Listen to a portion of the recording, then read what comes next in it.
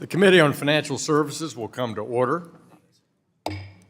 Without objection, the chair is authorized to declare a recess of the committee at any time.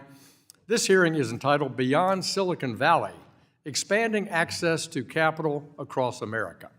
Without objection, all members will have 5 legislative days within which to submit extraneous materials to the chair for inclusion in the record. I now recognize myself for 4 minutes for an opening statement. Good morning. I want to welcome our members today to a hearing on expanding access to capital, and I really look forward to this great panel's testimony. Over my financial career prior to entering Congress in Arkansas and Texas, I've seen firsthand the incredible entrepreneurial talent that's alive and well outside traditional venture and financial hubs like New York or San Francisco. Across our country, Americans are building companies that can drive our economy forward. Yet too often, these promising startups lack access to local advice and capital that they need to grow, scale, and succeed. Right now, virtually all venture funding pours into just a few coastal cities, leaving the innovators and entrepreneurs of flyover country often overlooked and underfunded. When capital circulates in this geographically concentrated eddy, investors in the economy at large miss out on big ideas, innovations, and economic breakthroughs that can and do emerge from the labs, kitchen tables, and garages in Arkansas, Nebraska, or Ohio. Talent and ambition don't stop at state borders, and neither should investments.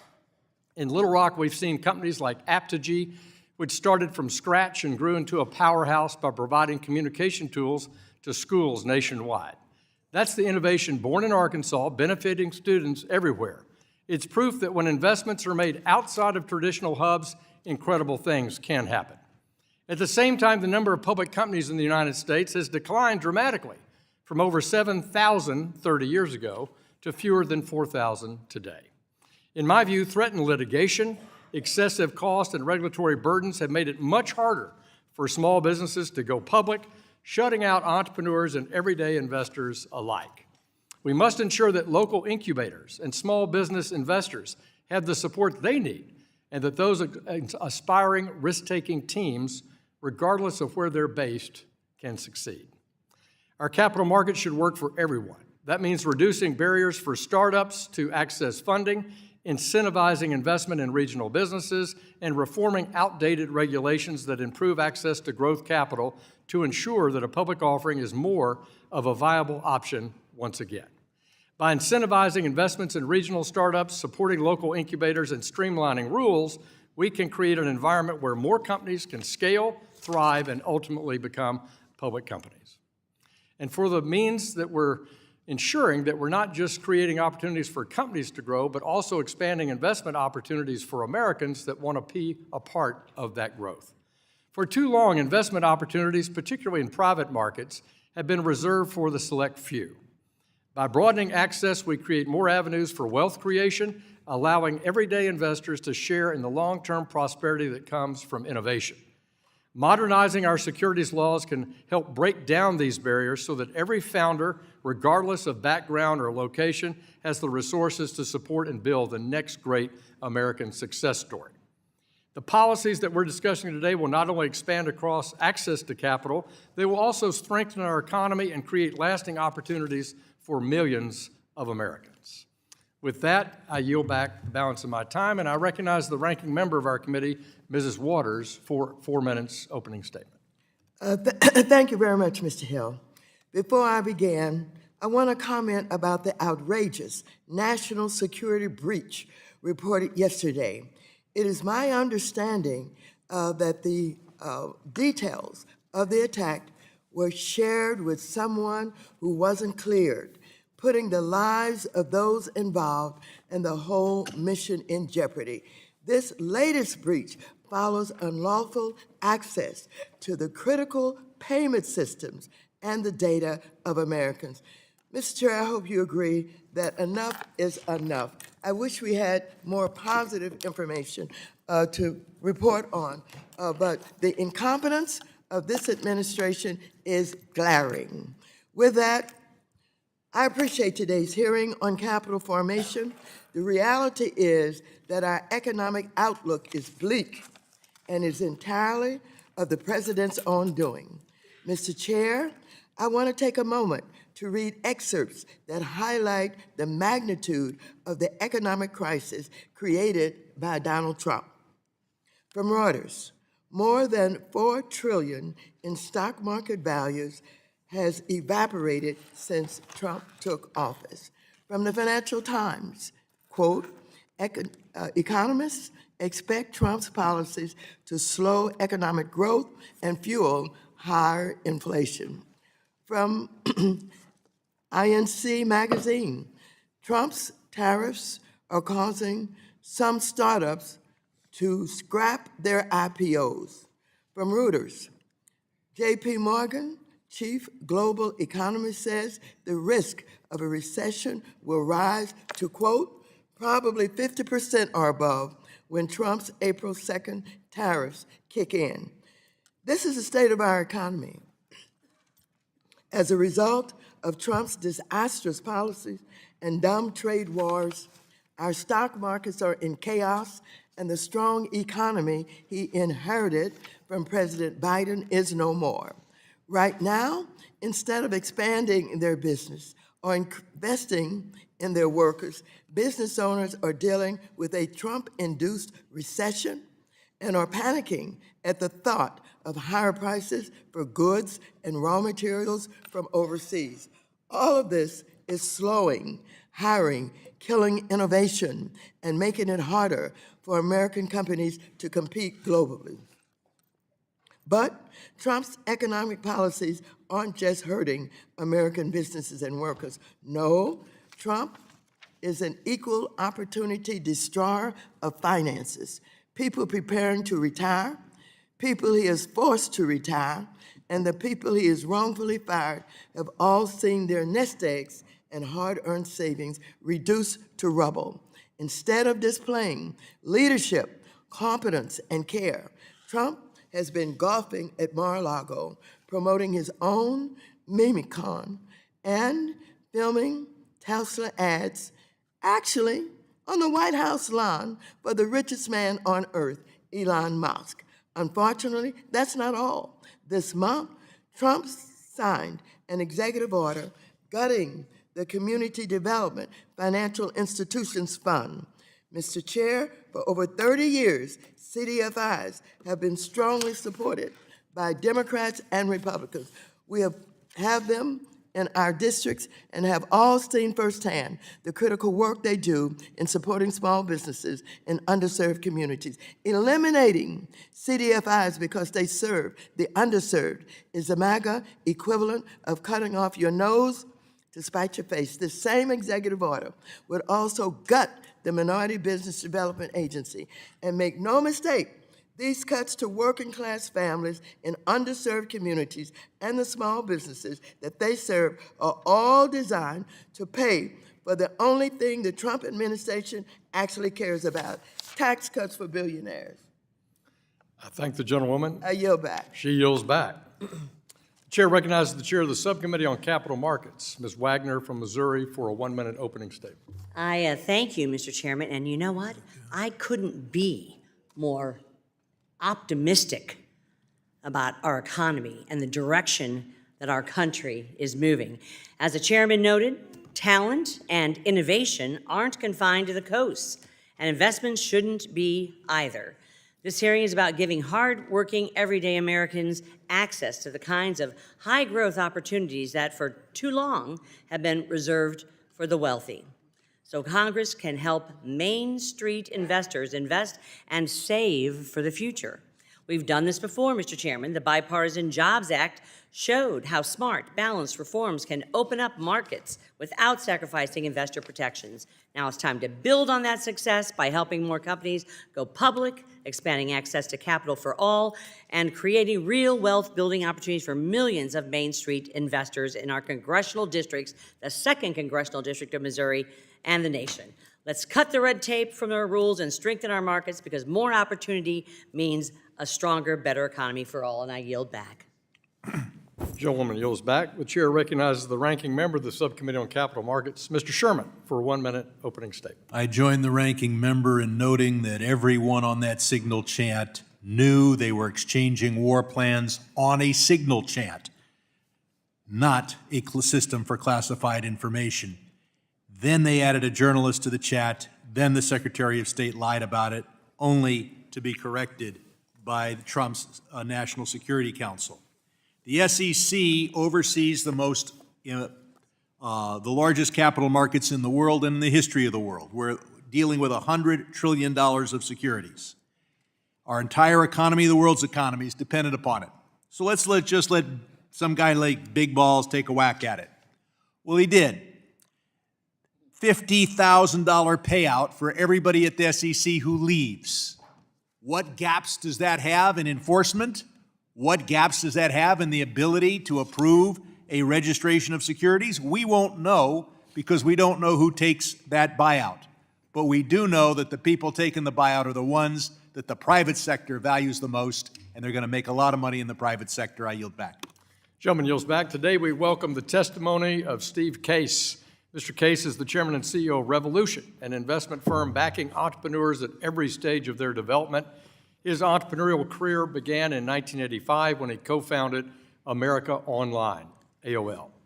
Candice Matthews Brackeen. Ms. Matthews Brackeen is the general partner of Lightship Capital, a Cincinnati-based venture capital fund that invests in companies throughout the Midwest. Bill Newell. Mr. Newell is the senior business advisor and former CEO of Sutro Biopharma, a biotech firm focused on the research, development, and manufacturing of next-generation cancer medicines. Joel Trotter. Mr. Trotter is the co-founder of Latham Watkins National Office. He was a principal author of the IPO-related provisions in the Jobs Act of 2012. And Amanda Senn. Ms. Senn is the director of the Alabama Securities Commission. We welcome all of you. Thanks for taking time to be with us. You'll be recognized for 5 minutes to give an oral presentation of your testimony. And without objection, your written testimony will be made part of the record. Mr. Case, you're recognized for 5 minutes. Good morning, and Chairman Hill and Ranking Member Waters and members of this U.S. House Committee on Financial Services. It's my pleasure to be here to discuss the future of entrepreneurship in America. Indeed, it warms my heart to be participating in a House hearing titled Beyond Silicon Valley, Expanding Access to Capital Across America.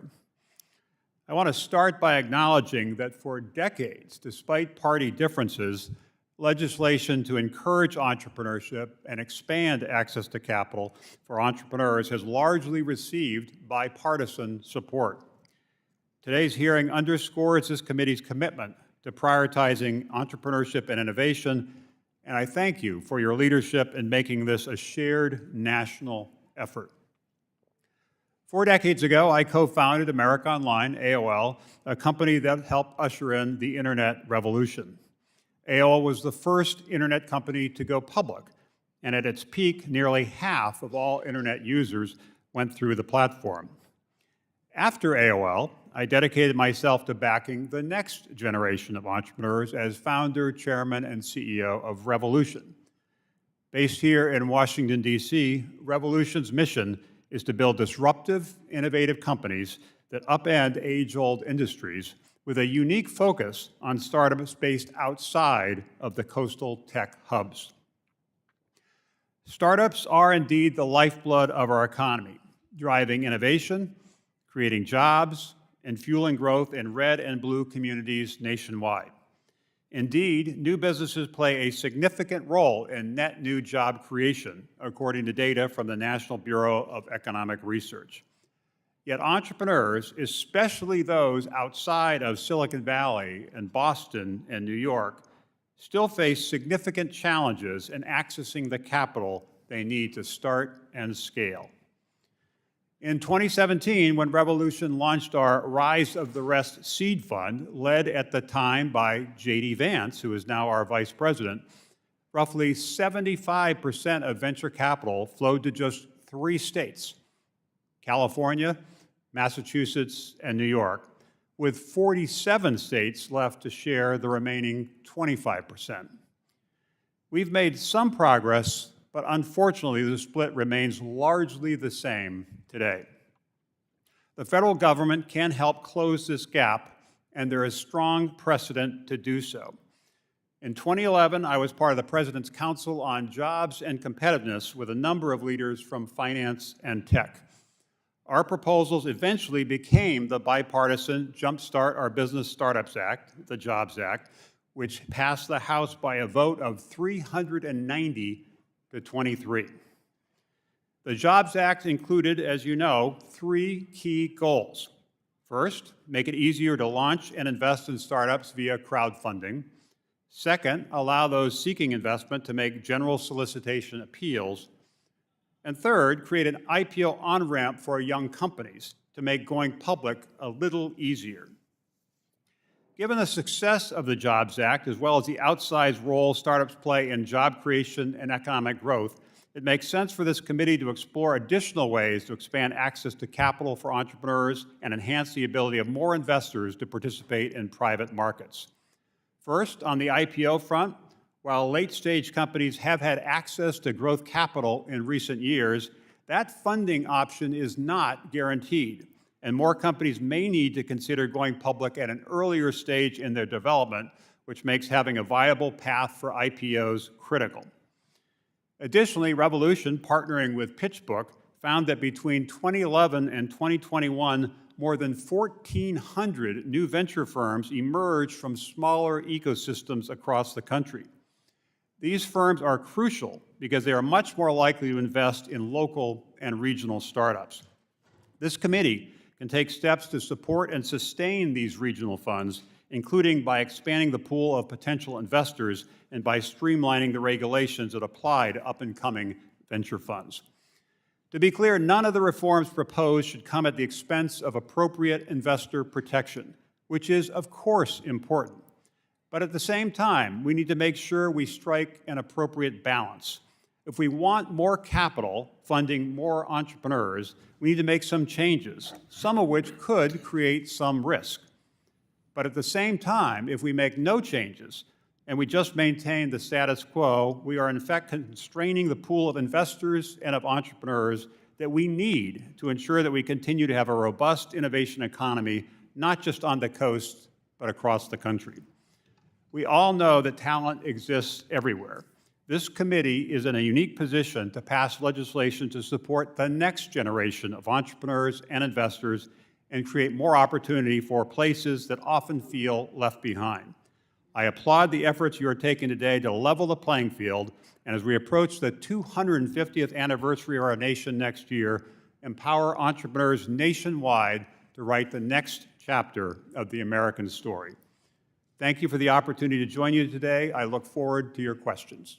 Thank you, Mr. Case. Mr. Newell, you are now recognized for 5 minutes. Chairman Hill, Ranking Member Waters, and distinguished members of the House Committee on Financial Services.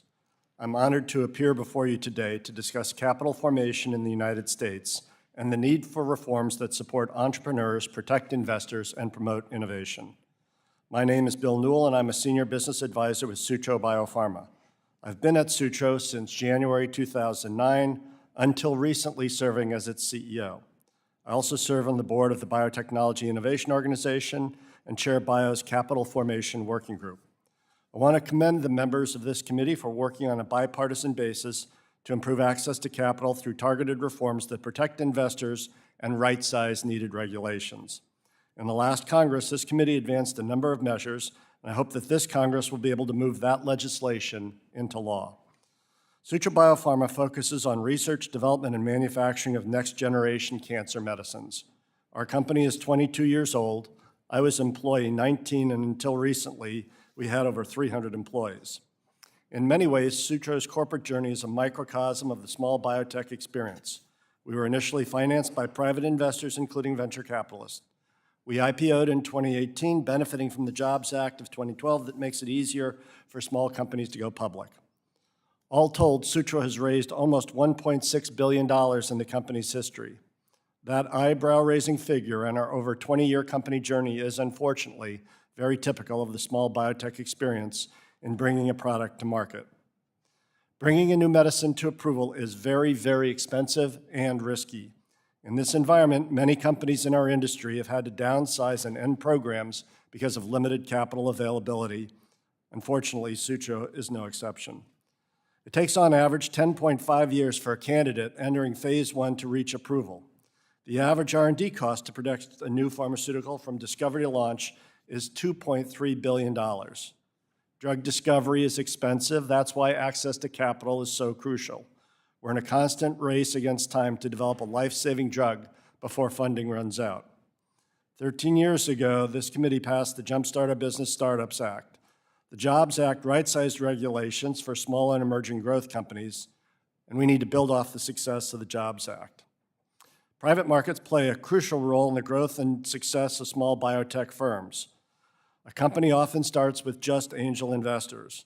Angels are the critical first dollars that bridge the valley of death for the biomedical innovation ecosystem. We need more angels, not fewer. The Equal Opportunity for All Investors Act expands the pool of angel investors. The current definition for accredited investor is not based on the assessment of investment risks, how to evaluate opportunities, or conduct due diligence. Rather, the current standard is entirely predicated on wealth and the ability to absorb total loss. This bill directs the SEC to create a thorough accredited investor exam that allows more people to who understand investing to participate in the marketplace. We have the deepest, most liquid, and most competitive equity markets in the world, but fewer companies are going public these days for a variety of reasons. It's expensive to be a public company. Funds must be diverted away from critical research and development, clinical development, and scientists, and more towards regulatory filings, paperwork, quarterly reporting, and accountants and lawyers. The Emerging Growth Company designation is a critical reason why the Jobs Act was so successful at incentivizing IPOs, especially from smaller companies. The EGCS status currently lasts for 5 years. The 5-year timeline is simply too short for small biotechs. It's like having a tax system based on age instead of income, which makes no sense. The Helping Startups Continue to Grow Act allows for an additional 5-year extension of the EGC exemption. The SEC needs to report on and revise the definition of small business. The non-controversial Small Entity Update Act does just that. It passed this committee 42-0 last Congress and passed the House 367-8. So we appreciate the strong bipartisan support for this legislation. The SEC also needs to update their public float threshold triggers. Chairman Tim Scott included a provision in his bill empowering Main Street in America Act that would require the SEC to revise thresholds for smaller reporting companies to account for a 12-month rolling average of $700 million or less for their public float. By converting public floats to a rolling average trigger, it avoids surprise expenses for companies that may have a small temporary blip in their stock price. In conclusion, I support transparent and reliable capital markets, both private and public, that allow companies to efficiently graduate or transition from funding structures while minimizing overlap in reporting and disclosure burdens. Thank you for inviting me to provide my perspective on these issues, and I welcome the committee's questions. Thanks, Mr. Newell. Ms. Matthews-Brackeen, you're now recognized for 5 minutes. Thank you very much.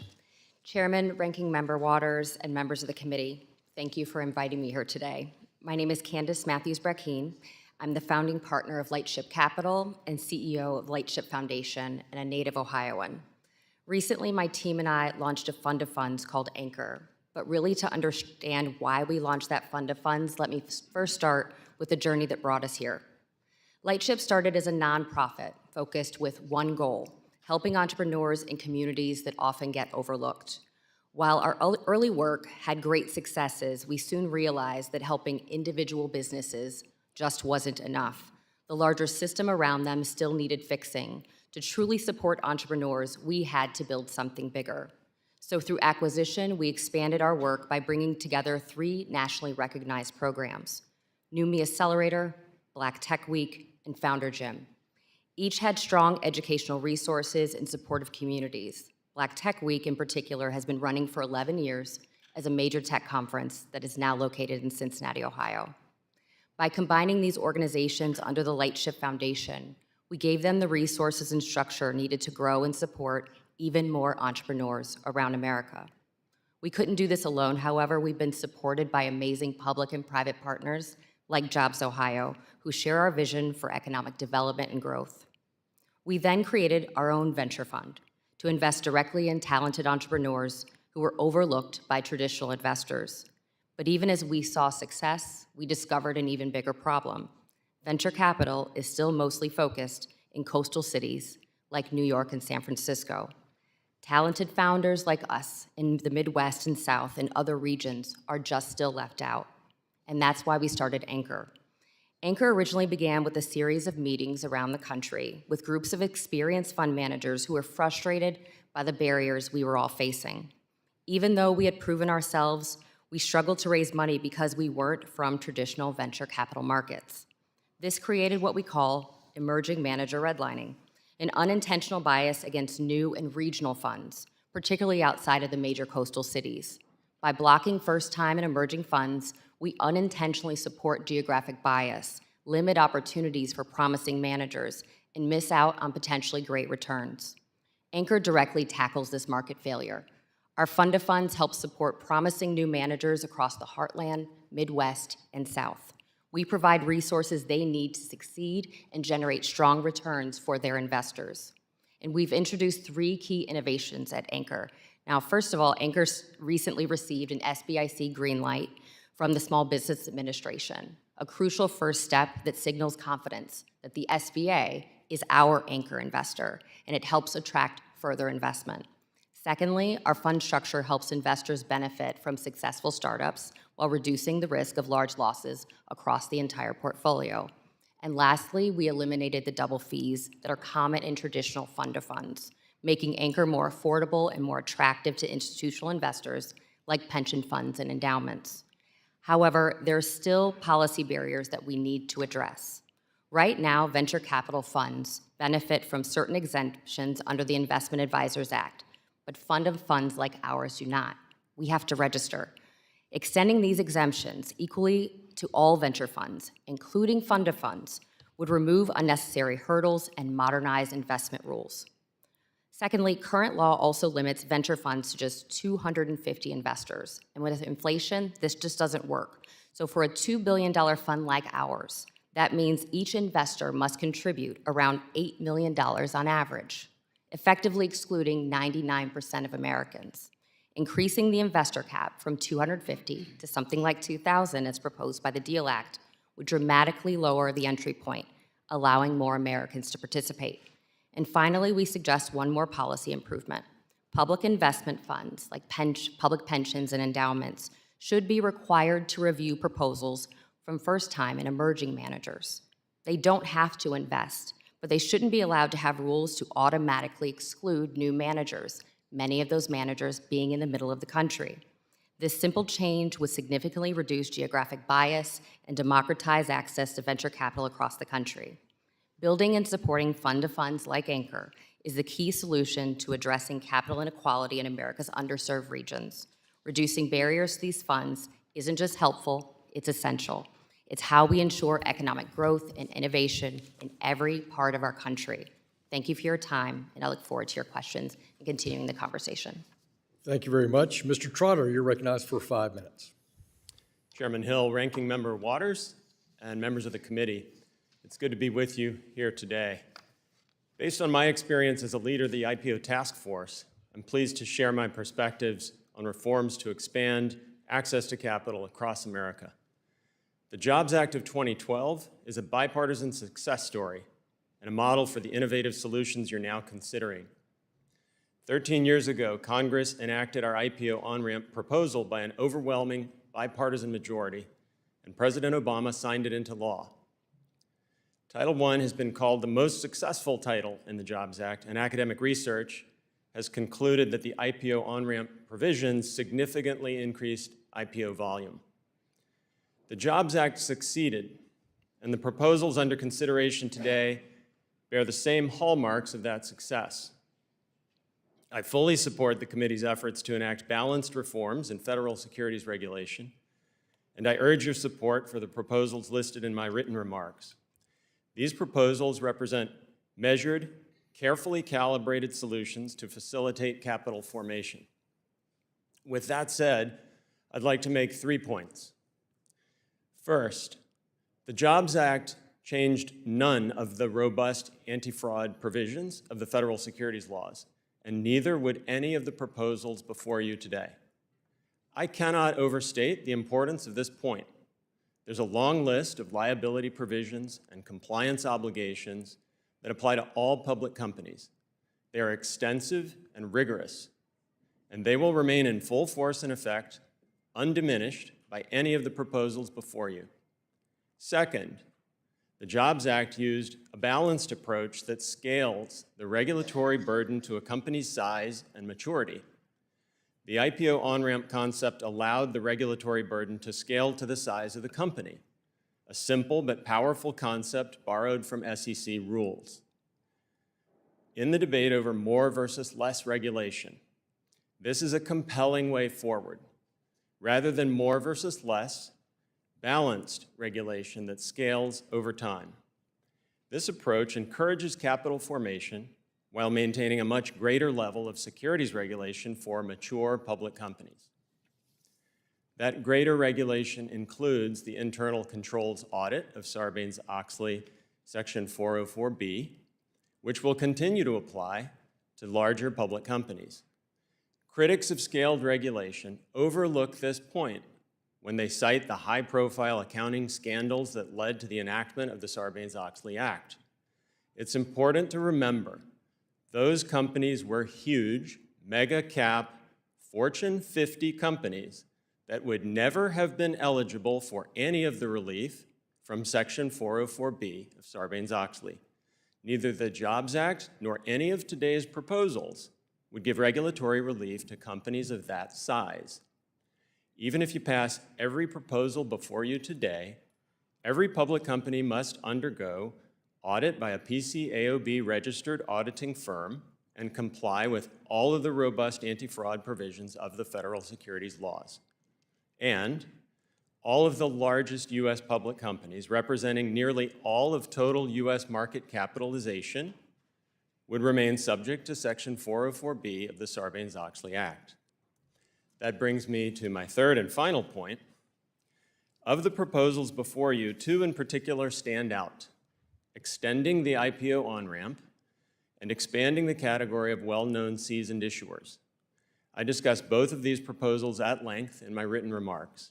They build on decades of successful experience promoting capital formation without compromising fundamental investor protections.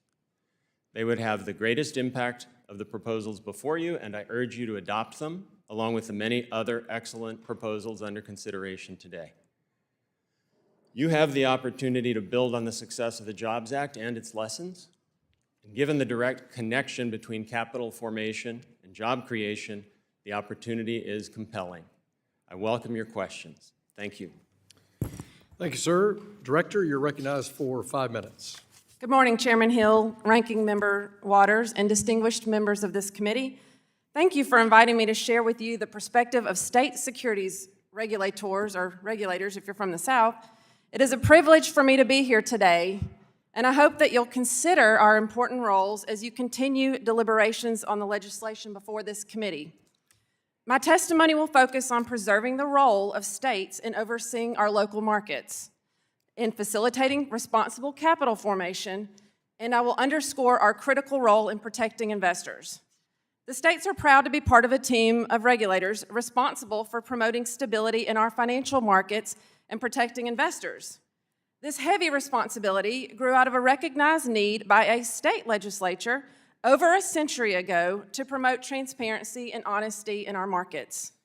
Many of the principles first crafted by states were adopted at the federal level to address the abuses that led up to the stock market crash of 1929. In the decades since, the U.S. capital markets have flourished, both providing extraordinary capital for businesses and safe opportunities for investors to build sound financial futures. For the past 100 years, the United States of America has stood out before all other nations as the greatest economy and strongest engine for growth in history. There has never been anything like it before, and in my opinion, never will be again. This while being subjected to reasonable regulation. It is the foundation of our success. History has also shown us that we must constantly examine our regulatory framework and, where needed, adjust. Again, states have been leaders in this effort, including by developing new regulatory frameworks for capital formation, while also serving as the early warning detectors for new and emerging threats to investors. As Congress examines further revisions to the federal securities laws, including legislation aimed at capital formation in rural areas, we urge you to strongly consider and embrace the state's important role in capital formation and continue to promote our ability to oversee local markets. This ensures that smaller offerings, the kind most likely to reach Main Street investors, are being reviewed by us, that we are able to exclude bad actors from our markets, and that we can keep supporting our entrepreneurs and small businesses, all so that investors can continue to trust the local markets in which they invest. It's hard to talk about capital formation, though, without mentioning the potential for fraud and abuse. I've witnessed firsthand the aftermath of the devastation brought about by bad actors. My first few cases as a young lawyer followed the 2008 financial crisis triggered by the collapse of the subprime mortgage market. During the course of the investigation, I met with defrauded investors from all walks of life. I heard their stories, and their pain was palpable. I knew these people. They lived in our communities, and they turned to us for help. Many of our victims were small business owners that had turned to private markets for funding when lenders were pulling back. Fraudsters exploit every opportunity. Through the years, I've met with thousands of investors across Alabama and the U.S. I've sat with them in their living rooms as they tearfully shared the details of bad investments that ultimately caused them to lose their life savings. The 2008 crisis left investors distrustful of our markets and our regulators. And we have worked hard for years to rebuild that trust. While states responded to the concerns of investors, Congress worked hard to provide stronger regulatory frameworks to re-strengthen our markets and restore the trust of Americans. Over 2,000 years ago, Euripides said, "They say the gods themselves are moved by gifts, and gold does more with men than words." While I still believe, and I know you do too, that people are good, we are not infallible, and missteps can have major consequences. History has shown us over and over again. But it has also shown us that strong oversight and accountability have a significant deterrent impact, and that is why I urge you to consider the state's critical role in ensuring that our financial industry players are subject to some level of oversight and that they can be held accountable when the public demands they should be. In closing, I want to emphasize that we do understand and share the same goals as the members of Congress who support our robust public markets. And as we seek ways and opportunities for investors to strengthen these public markets, consider the state's important role. Thank you again, and I look forward to your questions. Thank you very much, Director. We'll turn to member questions, and I'll yield to myself 5 minutes for starting that process. Ms. Matthews, Brackeen, from your experience, I really enjoyed your testimony about small first-time fund managers.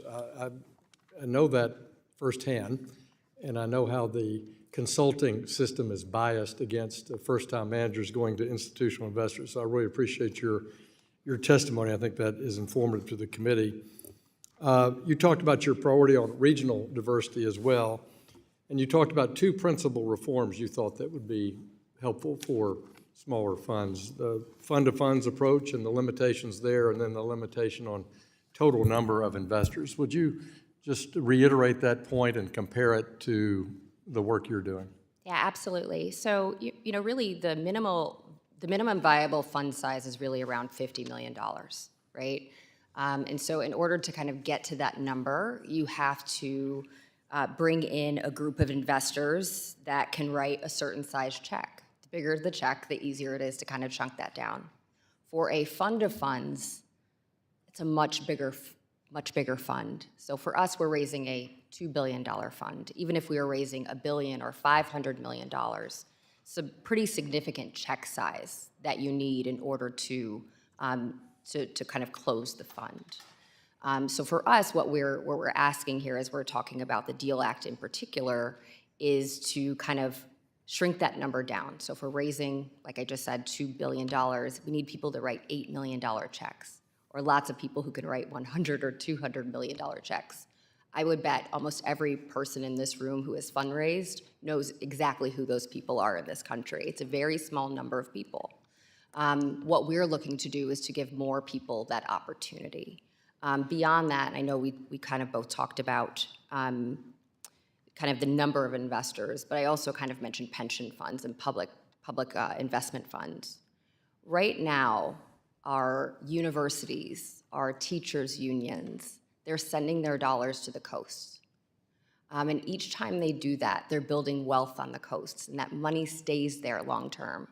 Now, does some of the money come back with returns? It absolutely does. But those fund managers make money. The families then grow there in those individual cities. We find angel investors growing there and then spending more money on companies there. We're also seeing those tech companies grow and thrive, and it's not coming back to the center of the country. Thank you very much for your views on this important set of measures. Mr. Case, she makes the case that you've been talking about in terms of the bias towards the rise of the rest, of the halo effect, the gravitational pull back to the coast, despite your best efforts on mentorship, availability of directors, coaching, and funding from the work you've done over the past 2 decades. What are we missing? What incentive system is you think that we should change?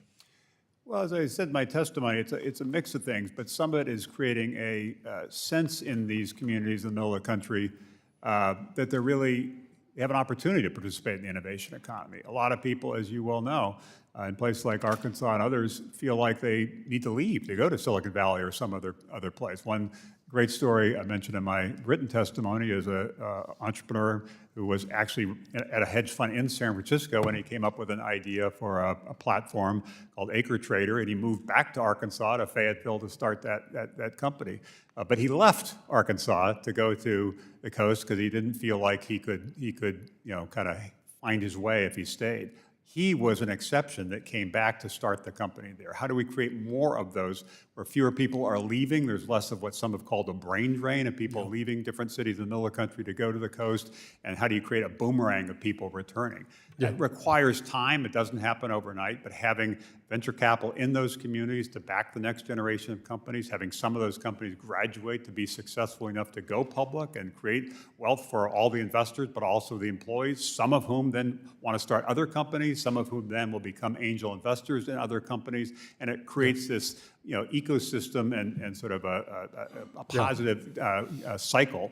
And so that's what we're trying to do. I think we have made some progress in some of these cities, but I do think we need to continue to build on it. And the 37 different bills that have been proposed by this committee I've read through some of them, I think are steps in the right direction. Thank you. Well, I've certainly seen that with the work of Startup Junkie and the incubator, small business incubators. The Kauffman Foundation's work has been dramatic, both in Fayetteville and in Little Rock, in creating an angel investor cohort and a startup environment. Mr. Newell, I want to conclude by just asking you to submit for the record your views on the lack of participation in the Reg A proposals from the work you did in Jobs Act and more bias towards Reg D. But I'm sorry, Mr. Trotter, but I'm going to yield back and call on the ranking member for her 5 minutes of questions.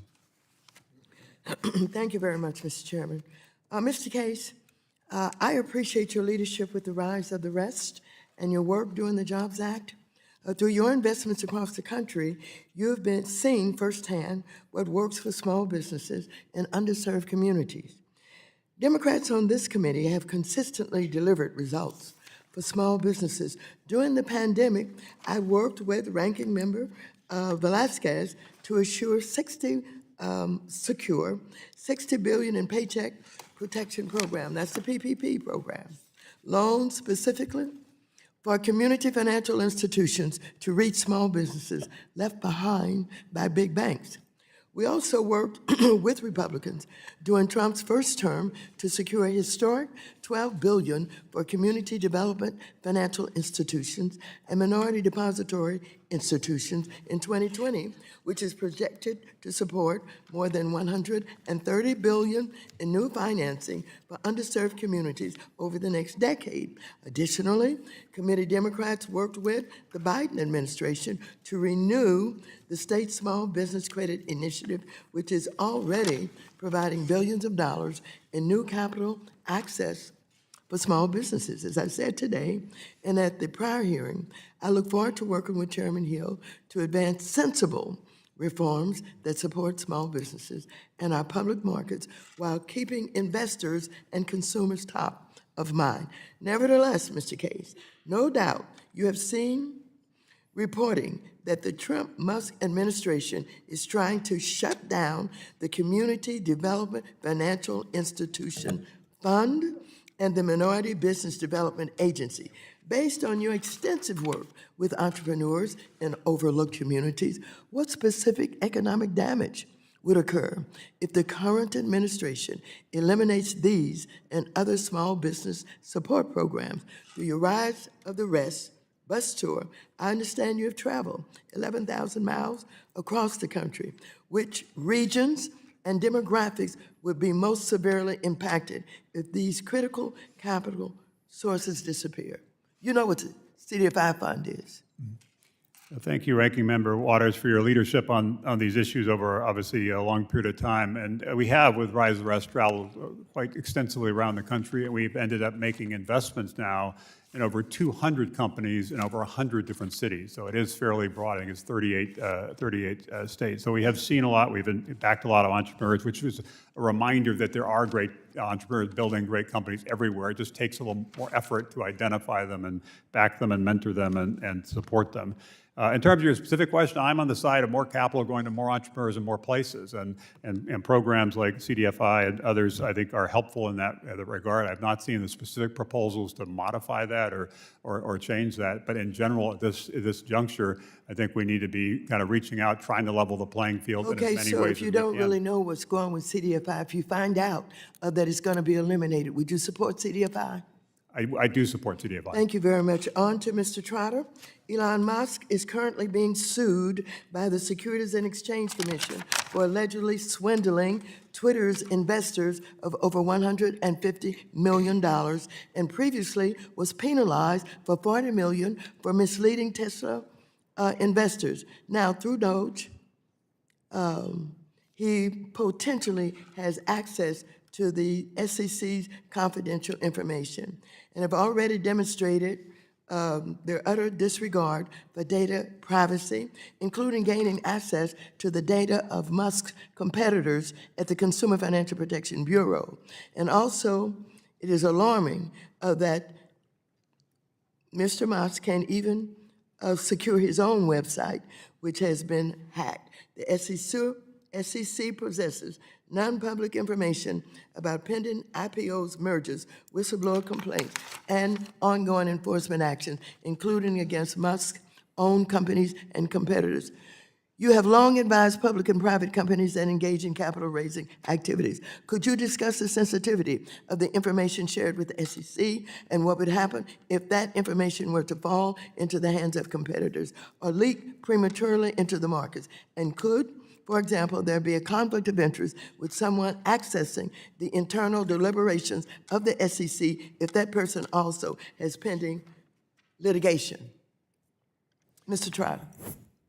The SEC has in recent years been very focused on its own cybersecurity. One way in which I've seen as a practitioner, their approach has changed on confidential information that comes into the SEC, so the confidential treatment request process during SEC registration. The SEC has worked to make that self-executing so that information does not go to the SEC unless and until they request it.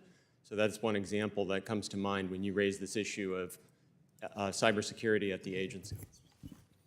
Thank you, sir. Now we call on the gentleman from Michigan, the vice chair of the full committee, Mr. Huizenga, who's the sponsor of the Accredited Investor Definition Review Act and Improving Disclosures for Investors Act. Mr. Huizenga, you're recognized for 5 minutes.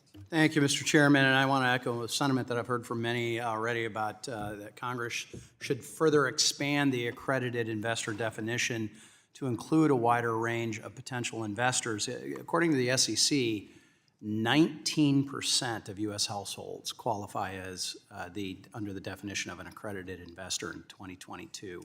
19%. That's locking out 81% of our population from ever having the opportunity to invest in those small businesses. And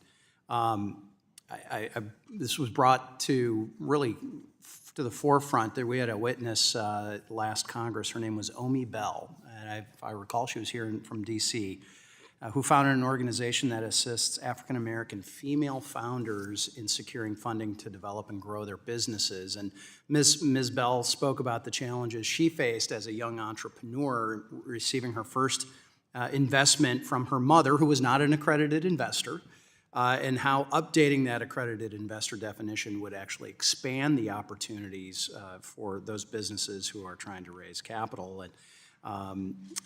And I see Ms. Brackeen nodding her head quite a bit. I'm going to go to you first then.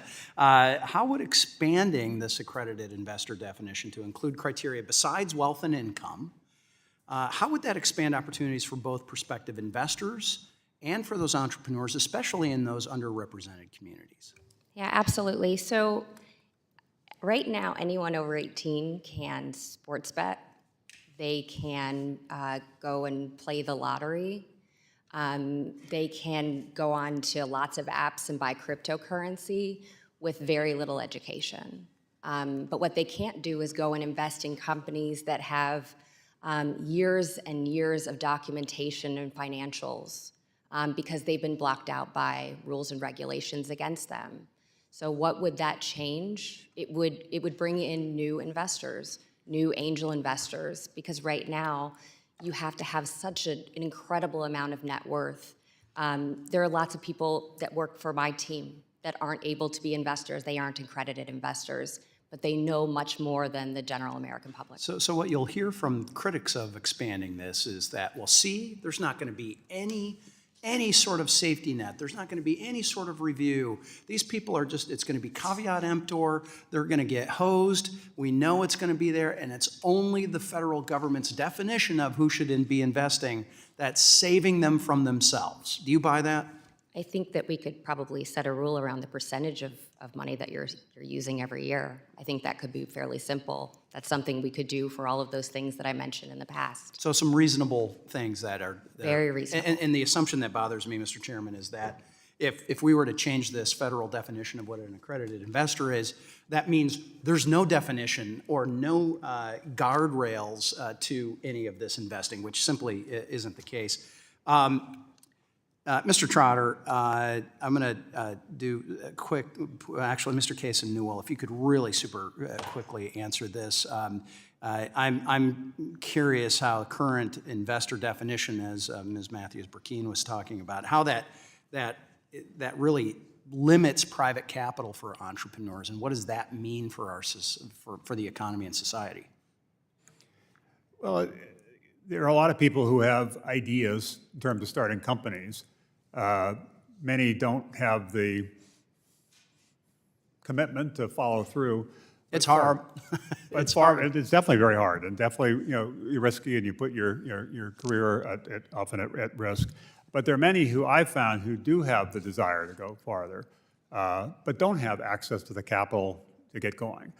They don't have the money themselves. They don't necessarily have in their network friends and family who can write the checks, which is why it is so important to open it up. So yes, we need to protect people, but we also need to enable people who have ideas and want to pursue the American dream, start a company, to have a path to do that. And investors have a path to also invest. So it's not just essentially because of the current income rules, other rules related to credit investors, kind of the rich getting richer. How do we kind of level the playing field for investors as well? That's a problem, the rich getting richer on this.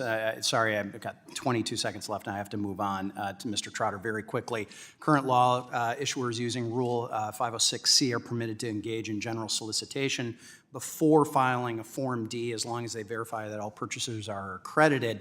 If the SEC to mandate advance Form D filings before any general solicitation, how does that affect materially delaying capital raises and deter issuers like Angels List, Carta, others from using that Rule 506C? Well, given the amount of time I'll just say it's not a good idea. I would not support it. Okay, and maybe we can expand that in writing. So with that, Mr. Chairman, I to do appreciate so. it. Yield back. Gentleman yields back. Chair recognizes the gentlewoman from New York, the ranking member of the Small Business Committee, Ms. Vasquez, for 5 minutes.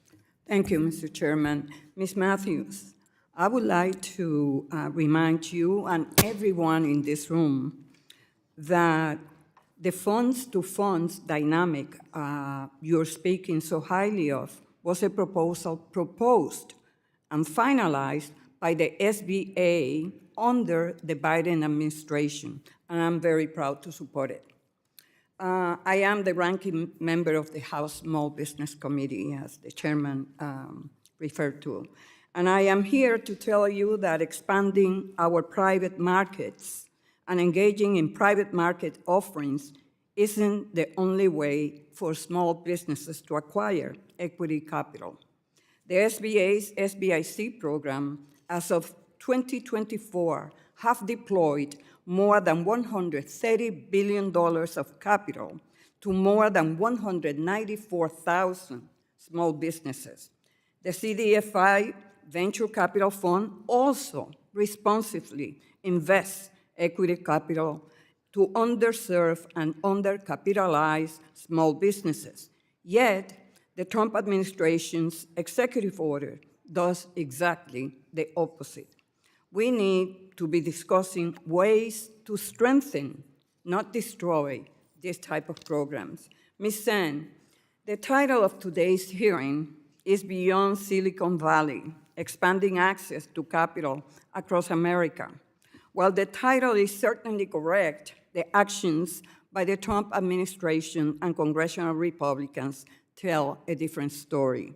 President Trump recently issued the executive order that aims to curtail the non-statutory work of the CDFI program.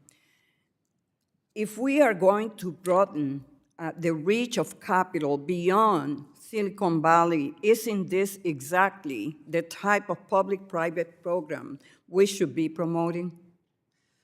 Thank you for the question. I am glad you guys included Alabama beyond Silicon Valley. You can't get much further. While our office does not directly administer CDFI programs, I did reach out both locally and nationally to my colleagues in banking and credit unions, and they discussed at length the impact that those programs have had on their communities.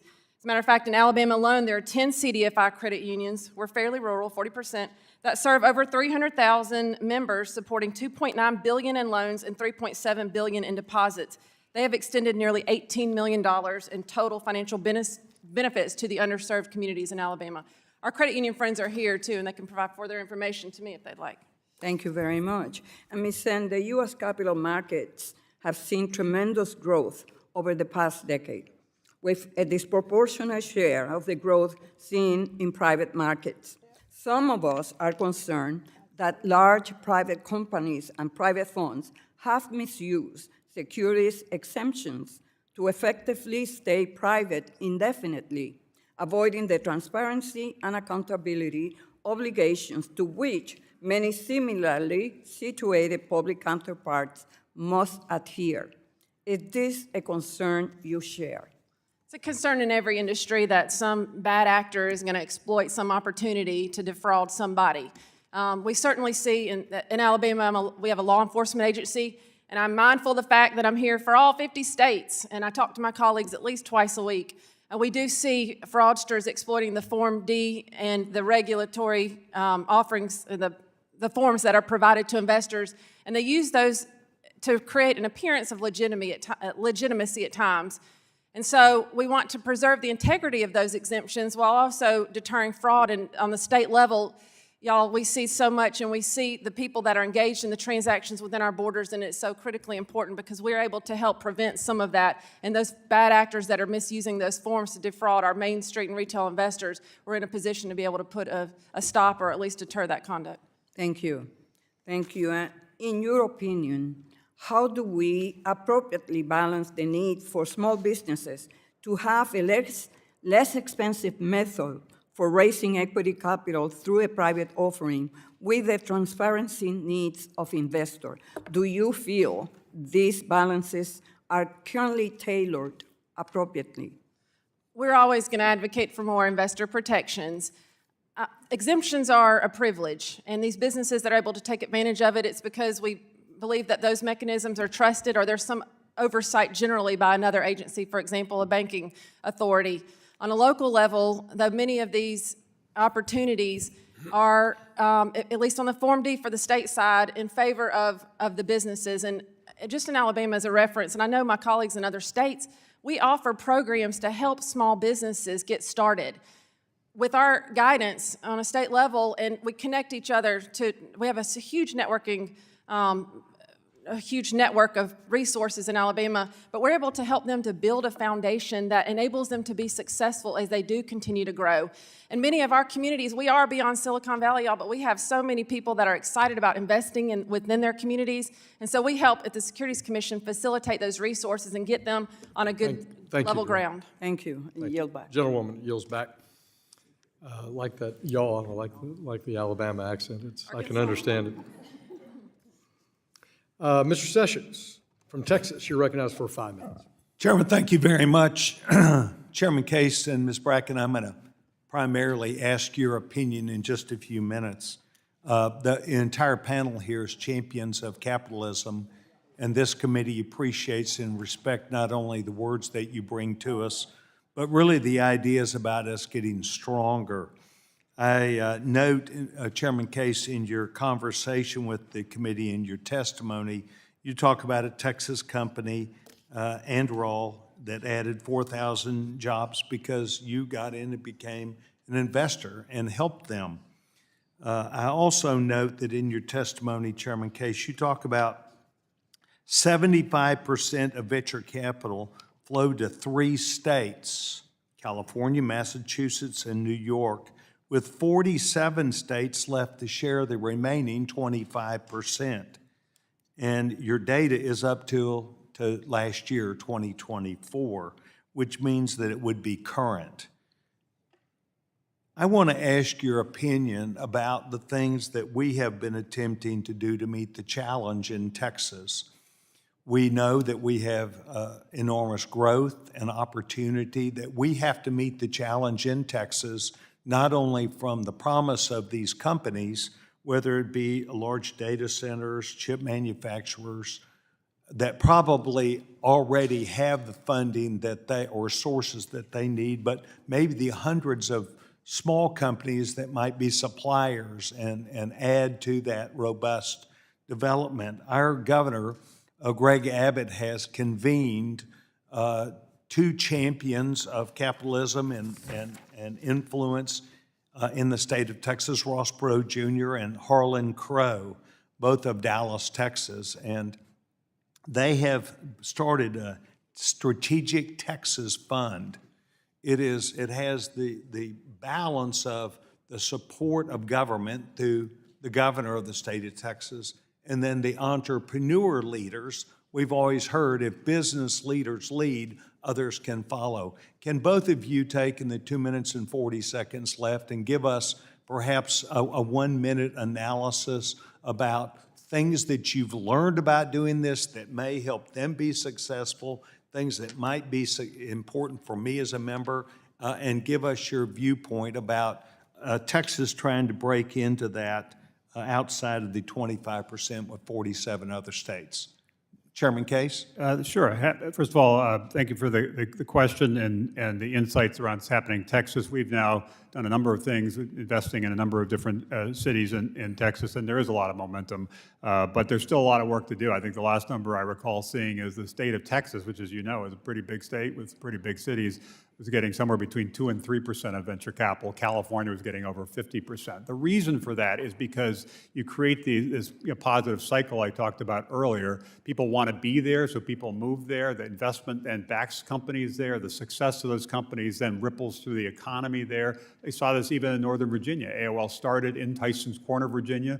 When we went public in 1992, that created kind of wealth in the community. You saw the benefits of that backing other startups in in the corridor towards Dulles Airport. So momentum begets momentum, and the leadership of people in the community, successful entrepreneurs, successful business leaders, is very important. Actually, when we were there with our Rise of the Rest bus in Texas, Harlan Crow hosted us for an event, and we've also spent time with Ross Perot Jr. People like that stepping up to say we need to do more to support entrepreneurs in our communities. We don't want them to leave to go someplace else. We want them to stay, and if they did leave, we want them to come back, and we want to create a sense of possibility in our community so people really do believe they can start and scale a significant company here.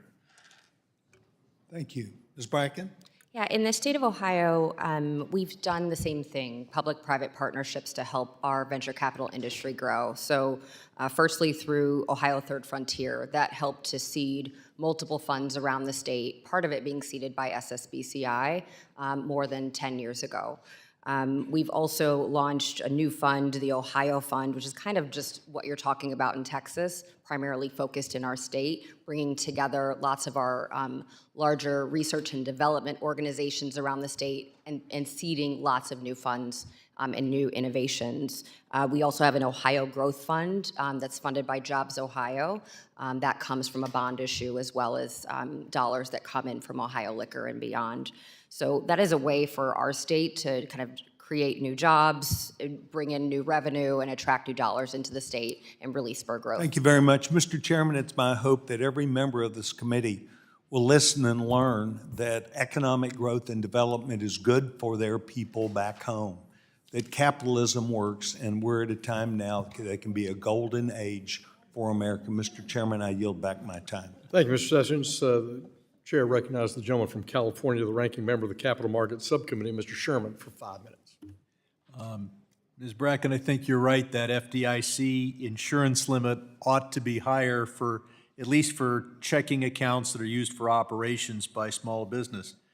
Mr. Trotter, you tell us that we can rely on these anti-fraud provisions, but we're offering $50,000 buyout for every SEC employee that enforces those provisions. Then we're closing all the regional offices, including the one in Los Angeles, that enforces those provisions. We can't relax the rules in reliance on the basic anti-fraud provisions if we won't enforce the anti-fraud provisions. Crime in the suites will grow if we follow the rule of Doge and defund the police. Mr. Huizenga, you're right, the accredited investor definition is crazy. It's based on the idea, several ideas, each of which are stupid. One is that a couple with $300,000 is rich, $300,000 income. And second, that rich people should be the ones that are accredited. We should, as Ms. Brackeen points out, look at the percentage of the assets that the person is investing in that investment, and perhaps in all private offerings combined. And I think, Mr. Huizenga, there are a number of bills that look at what knowledge the investor has, and we ought to look at the truly independent advisors available to the investor. Another definition that we have that makes no sense is that we say that you become a public company when you have 2,000 holders of record. Okay, 2,000 investors, that's a public company. But in counting to 2,000, we count all Merrill Lynch customers as one. I'm a Merrill Lynch customer. They got thousands, hundreds of thousands of people. I haven't met them. They're not part of my family. And yet, when we add, so we have this weird math where 2,000 can mean 200,000. One of our witnesses says that when you make an accredited investment, you have years and years of financial information, sometimes, but not necessarily. Look, I've been on the business side of this, helping companies raise capital. Back in last century, I realized every investor protection is experienced by the business people involved as a hassle and a barrier. But if we don't have investor protections, we won't have vibrant capital markets. And if a capitalism worked best without investor protections, then Uzbekistan, with no investor protections, would be doing better than Wall Street. I want to thank Chairman Hill for including in the list of bills that we're dealing with today, the Access to Small Business Investor Capital Act. I introduced this bill in the 116th, 117th, 118th, and now the 119th Congress. I believe the fourth time is the charm. I'm honored to be joined by Mr. Huizinga and Mr. Garbiano and Ms. Bynum in that effort. Mr. Trotter, why is it important that we have vibrant BDCs and that we not have this peculiar provision in calculating their expenses that keeps them out of the indexes?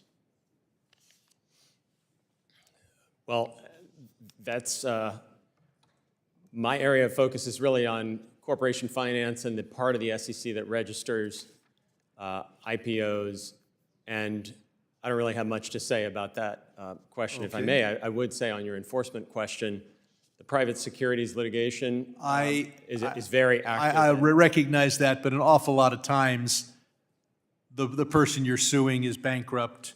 We really need, but certainly by the time you get the private securities regulation. And Mr. Trotter, what do we do so that we have public and private capital markets at every stage? Is private capital part of that effort? I would say absolutely yes. Private capital is certainly a part of that effort. I think Regulation D is an important part of that regulation environment. One other thing is on your issue of a major broker-dealer counting as one holder of record. That really only happens once a company has already gone public, and that method of counting usually doesn't come into play. I would disagree with you, and look forward to talking to you about it. Sure. Gentleman yields back. Gentleman from Oklahoma, the chairman of the Task Force on Monetary Policy, Mr. Lucas, is recognized for 5 minutes, and he's also the sponsor of H.R. 1013, the Retirement Fairness for Charity and Educational Institutions Act. Thank you, Mr. Chairman, and thank you to our witnesses today. And I, too, want to express my appreciation for the chairman for attaching that very bill, the Fairness Retirement Act for Charities and Educational Institutions Act, to this hearing. My bill would allow teachers, charity workers, and other nonprofit employees participating in 403B retirement plans access to the same investments available to workers with 401K plans or 457B plans. This bipartisan bill provides fairness investment opportunities for nonprofit employees, so I'm glad to see that notice today. Shifting my focus, I'd like to discuss the disturbing trend we've seen in recent decades of fewer and fewer companies entering public markets. When I came to Congress, there were over 8,000 public company listings in the United States. Today, there are fewer than 4,000. Healthy public markets allow companies to receive lower cost funding while giving investors opportunities to deploy their capital and seek a return. We should make sure our companies have the option to go and stay public without burdensome prohibitive regulations. Mr. Trotter, can you talk about the regulatory barriers that companies face when looking to raise capital through public markets? Well, they are extensive, and again, I think one of the big problems in this area is that if you think of how total market capitalization is distributed, you have fully half of U.S. market cap represented by about 50 companies. If you extend it to the largest 500, that's the vast majority of market capitalization. And you have regulations that are designed to apply to all public companies as if they are each the same size. They're simply not. So the great thing about the Jobs Act and the emerging growth company definition was to provide that kind of on-ramp relief, which should be extended. Thank you. All of those barriers that you mentioned are particularly challenging for businesses who don't have access to all this capital early on, or for those with high input costs like ag and energy in my home state. This is also a challenge in our private markets. If you can't raise Series A capital, it's difficult to secure Series B or C or D funding. Private markets have experienced sustained growth for the past decade, but that growth is concentrated in places like California and New York. Ms. Brackeen, why is it important that private markets are accessed in geographically diverse areas?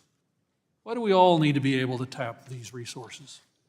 Yeah, I'm actually going to answer that by also saying, 44% of our kind of U.S. economy is generated by small businesses, right? So these tech companies are those companies. If we are concentrating all of the capital in 3 major cities, as Mr. Case said, then we can't grow businesses. Not all businesses are started in a garage. Some of them are started in laboratories.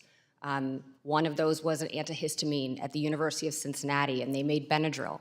Those things are made other places, and we have to have the capital to put into those firms. Mr. Case, would you like to comment on that as well? Why is it important that companies across a broad array of diverse experiences and industries have access to funding, not just those with Ivy League founders?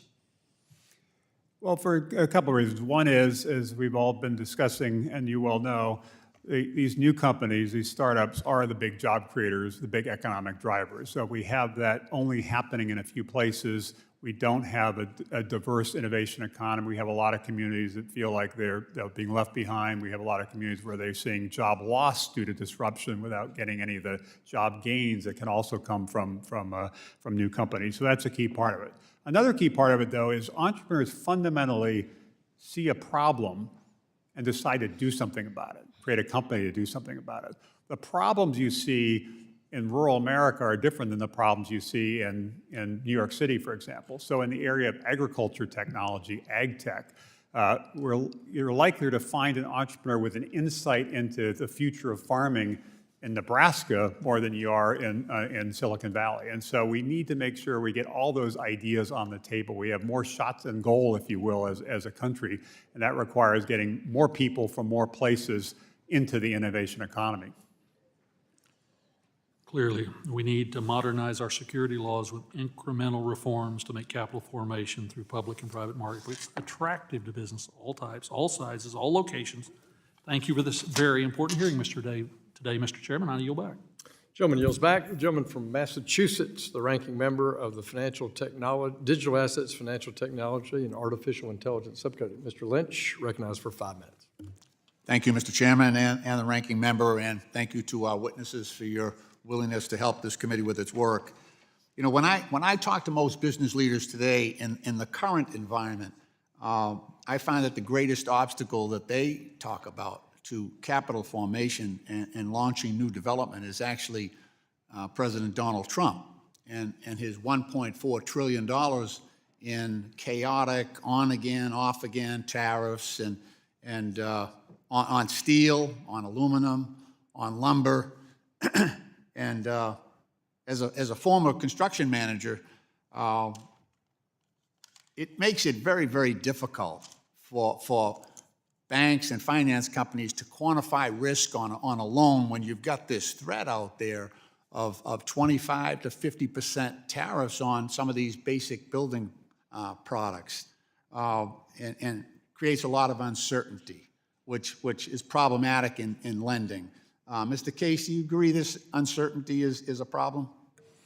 Yes, I think business looks for clarity and uncertainty, and when there is confusion, Thank you. That's they all I are need. less likely to invest. All right, yeah, there you go. Thank you, I appreciate that.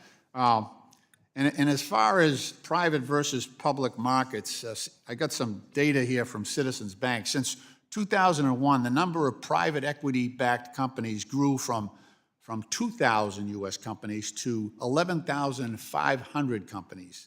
On the other hand, and that's a 400% increase, on the other hand, at the same time, the number of publicly listed companies declined sharply from 7,000 to only 4,500. Director Senn, while 9 out of 10 new ventures fail, pension funds seem to be, 2/3 of new private equity investments come from pension funds.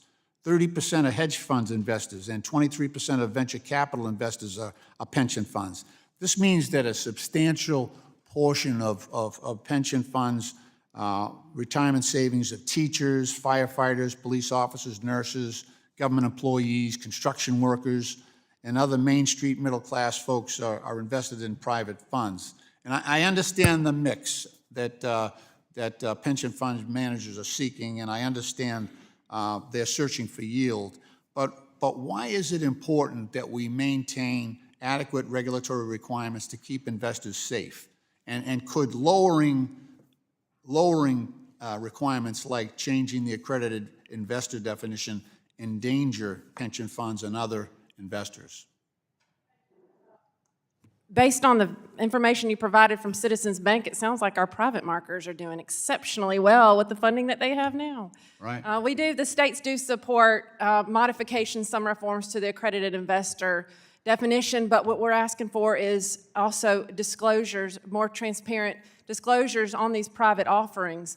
The public markets are out there for the entire world to see all of their financial records, and people are able to scrutinize them across the globe. And so with the private markets, it's important for all investors. I know some of these are high-risk businesses that are given access to retail, not just retail given access to the high-risk businesses.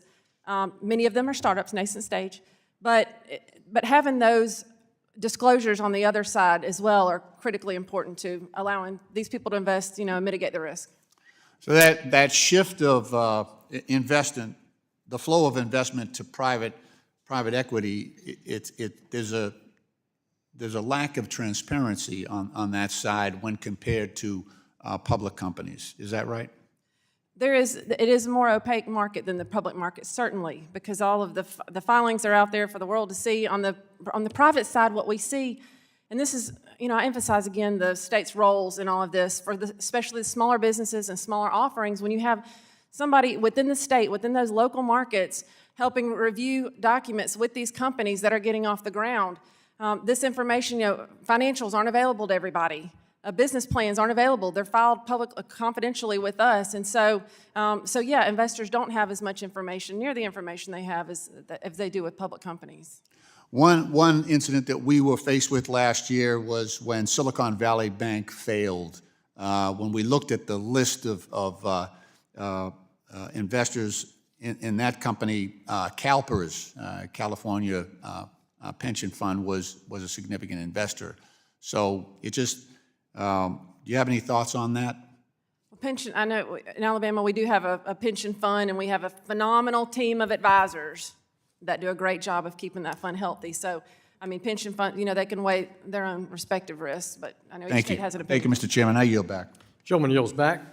Chair recognizes the gentlewoman from Missouri, the chair of the Capital Markets Subcommittee, Ms. Wagner, Missouri. She's sponsoring, attached to this hearing, the Small Entity Update Act, the Encouraging Public Offerings Act, the Increasing Investor Opportunities Act, and the Developing and Empowering Our Aspiring Leaders Act, the DEAL Act. Ms. Wagner, you're recognized for 5 minutes. Thank you, Mr. Chairman. Mr. Case, I'm going to get right to it here. You've spent years championing entrepreneurship beyond Silicon Valley through the RISE and REST Fund. Can you explain why current capital formation policies are failing entrepreneurs in rural areas and how the proposed reforms could change that? Thank you for your question, and we have had great success across the country, including Missouri. One of the companies we backed in St. Louis, Somersault, is doing extremely well. The challenge for entrepreneurs in these Rise of the Rest cities, in these places outside of the major coastal tech hubs, is they generally don't have access to the capital they need to get started. They don't have the friends and family, and there's not enough local venture funds to really give them that first start. And then as they expand, they don't have the capital they need to grow the company. So creating more opportunities for more entrepreneurs in more parts of the country to get that initial capital is critically important. And the kinds of things this committee is discussing, including making it easier for accredited investors and encouraging more angel investors and supporting, as I mentioned in my testimony, the 1,400 regional funds that have started in the next 10 years. How do we make sure the majority of those go forward, and ways to make it easier for them to raise capital so they can then invest that capital in entrepreneurs in their backyard. And to that point, Mr. Case, venture capital networks are often built on elite university ties and personal relationships. How could allowing larger VC funds to invest in smaller regional funds help break down these barriers and distribute capital to more areas of the country? I agree with your hypothesis that in places like Silicon Valley, it's obviously a very robust, very successful ecosystem, but often it is sort of insular, or maybe even a little bit elite, and they're generally focused on backing entrepreneurs in Silicon Valley that came from Stanford or worked at Google or some other company. And so getting some of that capital focused on other parts of the country is important. And as you say, making it easier for them to invest in some of these regional funds, to support those funds, but also to have some insights into what's happening in those markets, some deal flow. Some of those small companies may then expand and need the capital that they could then use their core funds for. And allowing a fund investment into these smaller firms wouldn't just benefit the venture capital firms and their investors, correct? Correct. Okay, and what would the impact be on the underfunded startups throughout the country? More capital going to more entrepreneurs in more places will then result in more companies starting, more of them getting to the point where they're scaling and can be successful, which will drive, obviously, job growth and economic growth. Mr. Cates, according to the SEC Small Business Advocate, Rule 506C, as created by the Jobs Act, is disproportionately used by first-time and diverse fund managers because it allows issuers to broadly solicit and advertise an offering. Do you see a risk that an advanced Form D filing requirement could create hesitation among entrepreneurs and fund managers toward using this exemption out of concern they might inadvertently run afoul of technical requirements? I think that is a concern. I did work on the Jobs Act more than a decade ago, and it was, as I said in my testimony, I was delighted that it passed, but also delighted it passed in a bipartisan way. And I think it did strike the right balance in terms of enabling good things to happen while also protecting from bad things from happening. And continuing to strike that balance is obviously critically important. Ms. Matthews-Brackeen, what would be the real-world impact on founders, particularly underrepresented ones, if general solicitations had to be delayed due to a pre-filed Form D requirement? And what would that chill the use of the exemption entirely? Yes, it would have a chilling effect. I don't see a reason to file a form before you've gotten it done. It just would create another barrier that is completely unnecessary. I would tend to agree. Mr. Trotter, many retail investors lack access to high-growth private companies because they're not accredited. We've talked about this, I'm sure.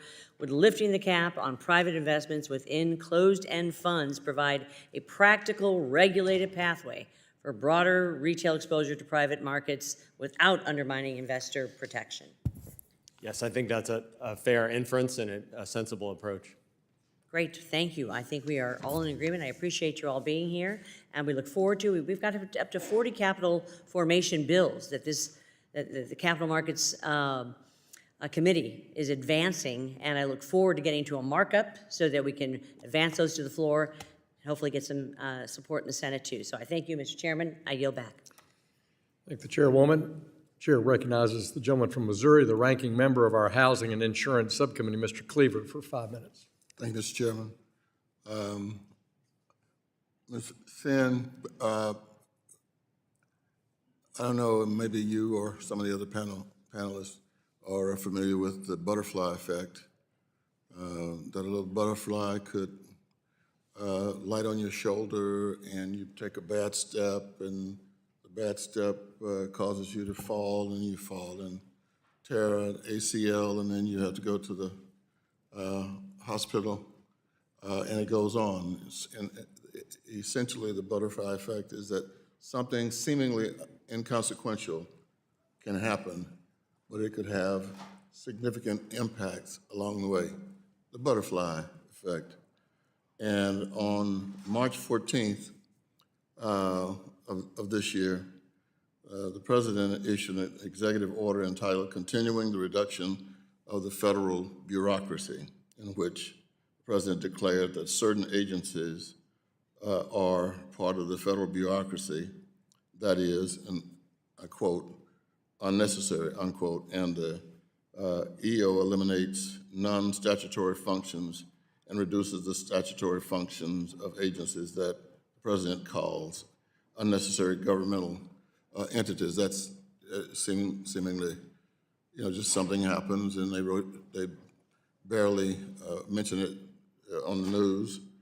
But one of those impacted agencies was the United States Interagency Council on Homelessness. And all of us, my experiences in life impacts, my present attitude and my views. And so I am convinced that maybe in second and third place, the most significant domestic challenge we have is housing, accommodating the people of this country in affordable and decent housing. And one of the problems that move by the president had is that it impacts the MBDA, the Minority Business Development Agency, and it also impacts the CDFI fund. CDFI fund. I represent an area, an urban area mainly, and this is going to help devastate an already devastating problem impacting the country. Can you or somebody tell me how we get rid of this? How can we undo the butterfly effect? Is it possible? This is in the real world, not the political world where people try to, say something to hurt somebody else. This is a real problem. Can anybody help me? Congressman, I'm not sure if we can undo it, but as I said earlier, if 44% of the U.S. economy is generated by small business, we wouldn't get rid of funding for farmers because we need to eat, and we wouldn't get rid of funding for the military because we need to keep each other safe, and we shouldn't make it more difficult to run a small business in the middle of America because that is how we drive the American economy. So how do we undo it? It's with conversations like this and making certain that we don't defund the things that are running the U.S. economy. Anybody else agree with that? I do agree with that, and I also would echo what you said around the housing situation, that I think it's a national challenge to build more homes for more people at different price points and with an eye towards affordability, and that there's much that can be done at the federal level and a lot that can be done at the local and state level to unleash really a revolution in housing. I think the last several decades, we have not really seen the innovation in that sector that's critically necessary. And there's a mix of things. Some of it is regulatory policy, including some of the things at the local level. Some of it is innovations around construction technologies. But we've got to figure out ways to get more people in homes and get the affordability down. That's an issue in almost every part of this country. Yeah, I'll just add that as 40% rural state here in Alabama, and our colleagues, we are boots on the ground. These people are in our backyards. We see them, across our communities. And so by helping empower and grow our small businesses, they can create jobs within our states, and we're able to do that. With regard to your CDFI statement, I've talked with our local banks and credit unions, and they have very much so experienced the impact in those communities, especially in rural Alabama. Thank you, Mr. Chairman. Thanks, Mr. Cleaver. Gentleman from Kentucky, the chairman of the Financial Institutions Subcommittee, Mr. Barr, is recognized. He's the author of the Small Business Investor Capital Access Act. Mr. Barr, you're recognized for 5 minutes. Thank you, Mr. Chairman. Excuse me, Mr. Case.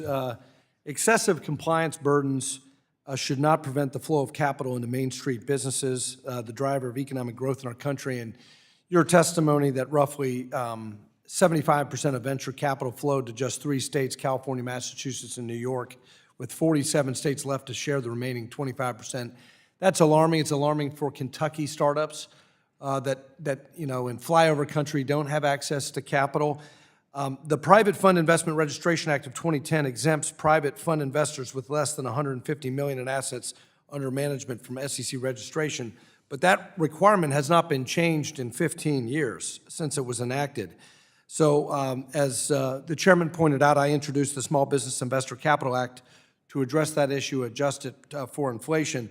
Would tying the exemption threshold for certain private fund advisors to inflation help right-size regulation for smaller funds? Yes, I believe it would be a step in the right direction. More capital going to more entrepreneurs in more places, I think, will be helpful to those communities and helpful to the country.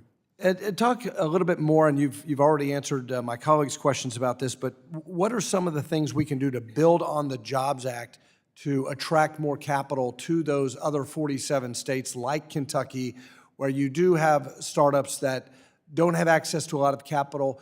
We have, a few private equity firms that focus on manufacturing. That's great, but doesn't really address those venture stage firms. We have a Bluegrass Angels group that does great stuff helping commercialization out of the University of Kentucky. What are some of the things that we can do to add to the Jobs Act to attract capital to those startups in places like Kentucky?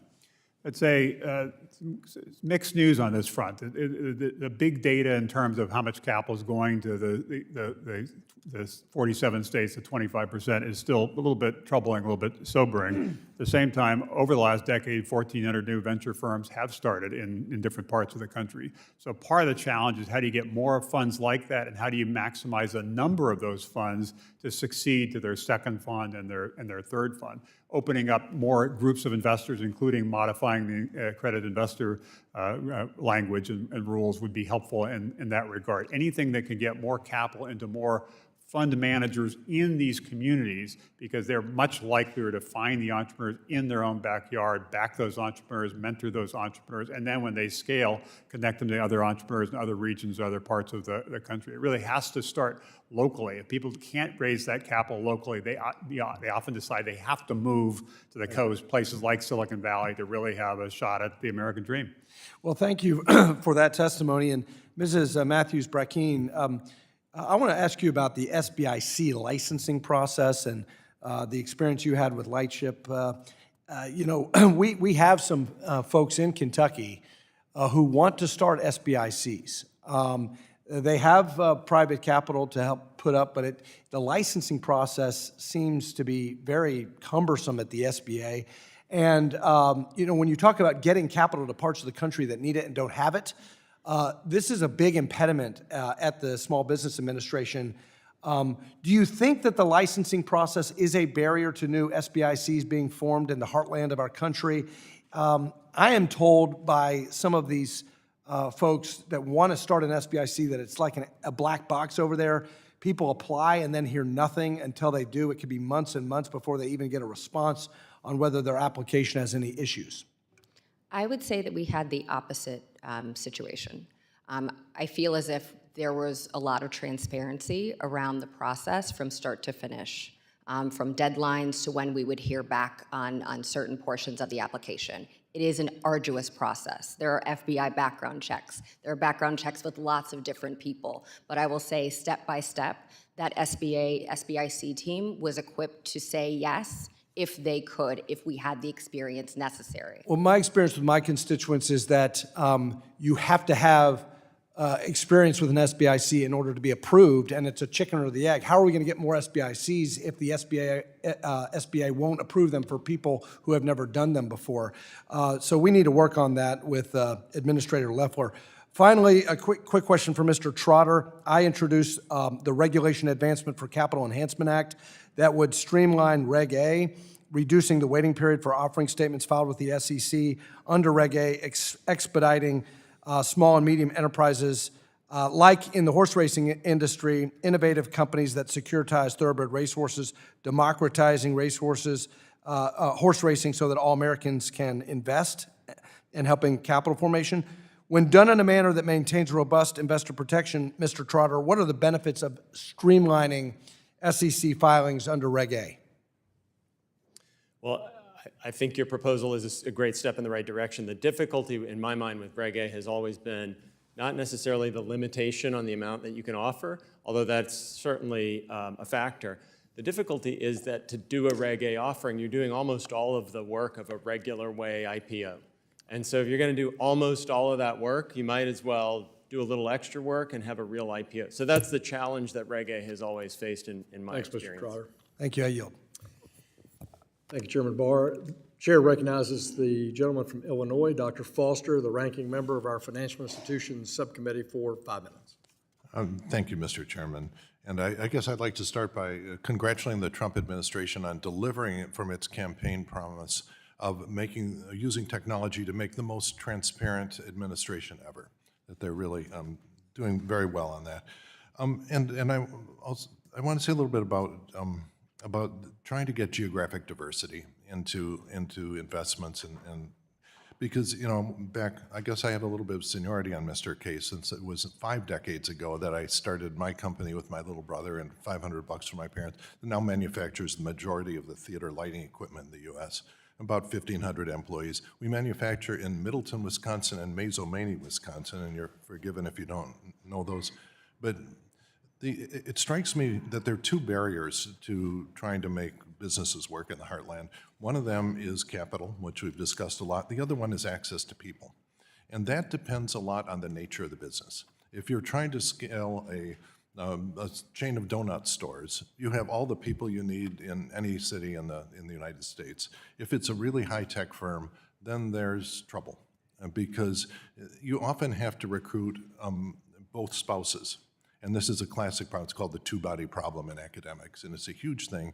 If you're trying to, you have a top-of-the-line software developer or a biotech person, you can get them to move to Chicago or to Madison or to Austin. You can't get them to move to Dixon, Illinois. And it's a huge problem. Mr. Case, you've been struggling with this, and I think that's part of the reason why we've made so little progress on this. What's your thinking on that second barrier? No, I totally agree with your assessment. Capital is important, but in some ways, talent is more important. You need the talent to get started. You need the talent to scale, and it's more difficult to get that talent in certain parts of the country. We have seen examples of successes, including in Illinois, cities like Chicago, bigger cities have backed companies. Oh yeah, Chicago's been the number one. But even I was going to say, as you well know, in normal Bloomington, Rivian has done quite well in scaling quite rapidly. So you need to find the opportunity that leads people to not want to leave and that creates a boomerang of people who want to return because they really believe that that's happening. And then you start building that ecosystem and leveraging the national labs, which are spread around the country, and the research universities that are spread around the country. One company back in Atlanta called Hermie is working on Mach 5 engine is in Atlanta because Georgia Tech is turning into a feeder of talent, young engineers and others who can be part of that. So the talent exists in these cities. It then tends to go to the coast. We need to keep more of that from leaving and get more of it to return. Yeah, well, I think we should just pay more attention to that second issue and understand if that's something that can really be overcome or just something we ought to design around. Now, in the issue of accredited investors, it strikes me that there's sort of 2 dimensions here, one of which is the wealth, the ability to bear losses, and that's important. The other one is the knowledge, and it strikes me there are multiple dimensions to that knowledge test. Because there's the knowledge of just the nature of investment, and there's a big spread in the sophistication of investors. There's the accuracy of the auditing of the financials, all right? And then there's the understanding of the actual business model. And so, Mr. Newell, in the history of your company that you went through in your testimony, you had very sophisticated initial investors from which you raised the first couple $100 million, and then you went public, and then you described a big bubble in the valuation when a bunch of, frankly, dumb money came. You were sitting around during COVID, sitting on the couch saying, "Biotech's interesting. I'll invest in biotech firms." And I imagine most of those public investors didn't know the difference between antibody drug conjugate and a hole in the ground, but they just wanted to invest in biotech. And most of those investors, the money they put in has been wiped out because now, the sophisticated investors know you were doing something that had a low probability of success and a huge payout, and they provided a valuation. The public investors had no idea. And so I was just wondering, is there a reason why we should maybe look at that second dimension of the sector that you're investing in and have different thresholds in different sectors so that a chain of donut shops have a very low threshold because everyone can understand it, and for complex sectors, maybe a different set of qualifications? Congressman, thank you very much for that question, and I think that's an astute observation. The biotechnology industry, which I've been in for over 25 years, was not something that came to me naturally because I did not take science in school. So I had to learn progressively, year over year, what the industry is about, what the science is about. I already had the business fundamentals because of my background as a corporate lawyer. So I understood the business aspect of it. And it is a unique issue where you see in the capital markets, public, people who don't know anything can invest, but in the private markets, people who don't know anything can invest if they have a lot of money. I'm afraid my time is up, but if any of you have thoughts on that, about having sort of different thresholds for different sectors based on the complexity, I'd be interested in hearing. Gentleman yields back. Thank you so much, Dr. Foster. Chair recognizes the gentleman from Texas, the chairman of our Small Business Committee, Mr. Williams, who's also the author of Expands Protections for Research reports covering all securities of all issuers. Mr. Williams, you're recognized for 5 minutes. Thank you, Mr. Chairman. Thank all of you for being here today. And the Jobs Act made it easier for broker-dealers to issue reports about small, growing companies planning to go public by exempting these reports from being treated as an offer to sell securities. This exemption has been instrumental in facilitating access to research coverage for small and emerging companies, helping them attract investor interest in the IPO process. However, the current provision is limited to emerging growth companies, leaving out a vast number of potential issuers who could also benefit from increased transparency and market insight. My bill would expand the research report exemption to include reports about any issuer that undertakes a proposed public offering of securities. This would enhance market efficiency, providing investors with more comprehensive information, ultimately helping to level the playing field. Mr. Trotter, could you explain how such an expansion would benefit the marketplace without compromising investor protection, especially as research analysis remain subject to robust SEC and FINRA regulations? Yes, this is a perfect example of how the IPO on-ramp provisions can be extended. So you're building on an existing exemption that's available for emerging growth companies relating to their equity securities. Your bill would expand that to all companies, regardless of their size, regardless of whether they're emerging growth companies, larger companies, and would apply not only to equity securities, but also to debt securities. We have 13 years of experience with the exemption. It's been very helpful for emerging growth companies to have uninterrupted research written on their companies, and it would be beneficial for all companies to benefit from that as well. It's also based on an SEC rule that's a little bit more limited than your provision, but your provision would be very helpful. Okay, thank you. Access to capital remains a critical challenge for many small businesses across the country, particularly those in rural areas. And I represent a lot of rural area in Texas. And many rural entrepreneurs are still struggling to secure funding they need to grow and survive, primarily because of regulatory and compliance burdens. Despite the legislative efforts to ease these barriers, there are still significant gaps when it comes to ensuring small rural businesses have plenty of options to access crucial capital. So, Ms. Matthews Brackeen, can you elaborate on what challenges rural small businesses are currently facing in assessing capital?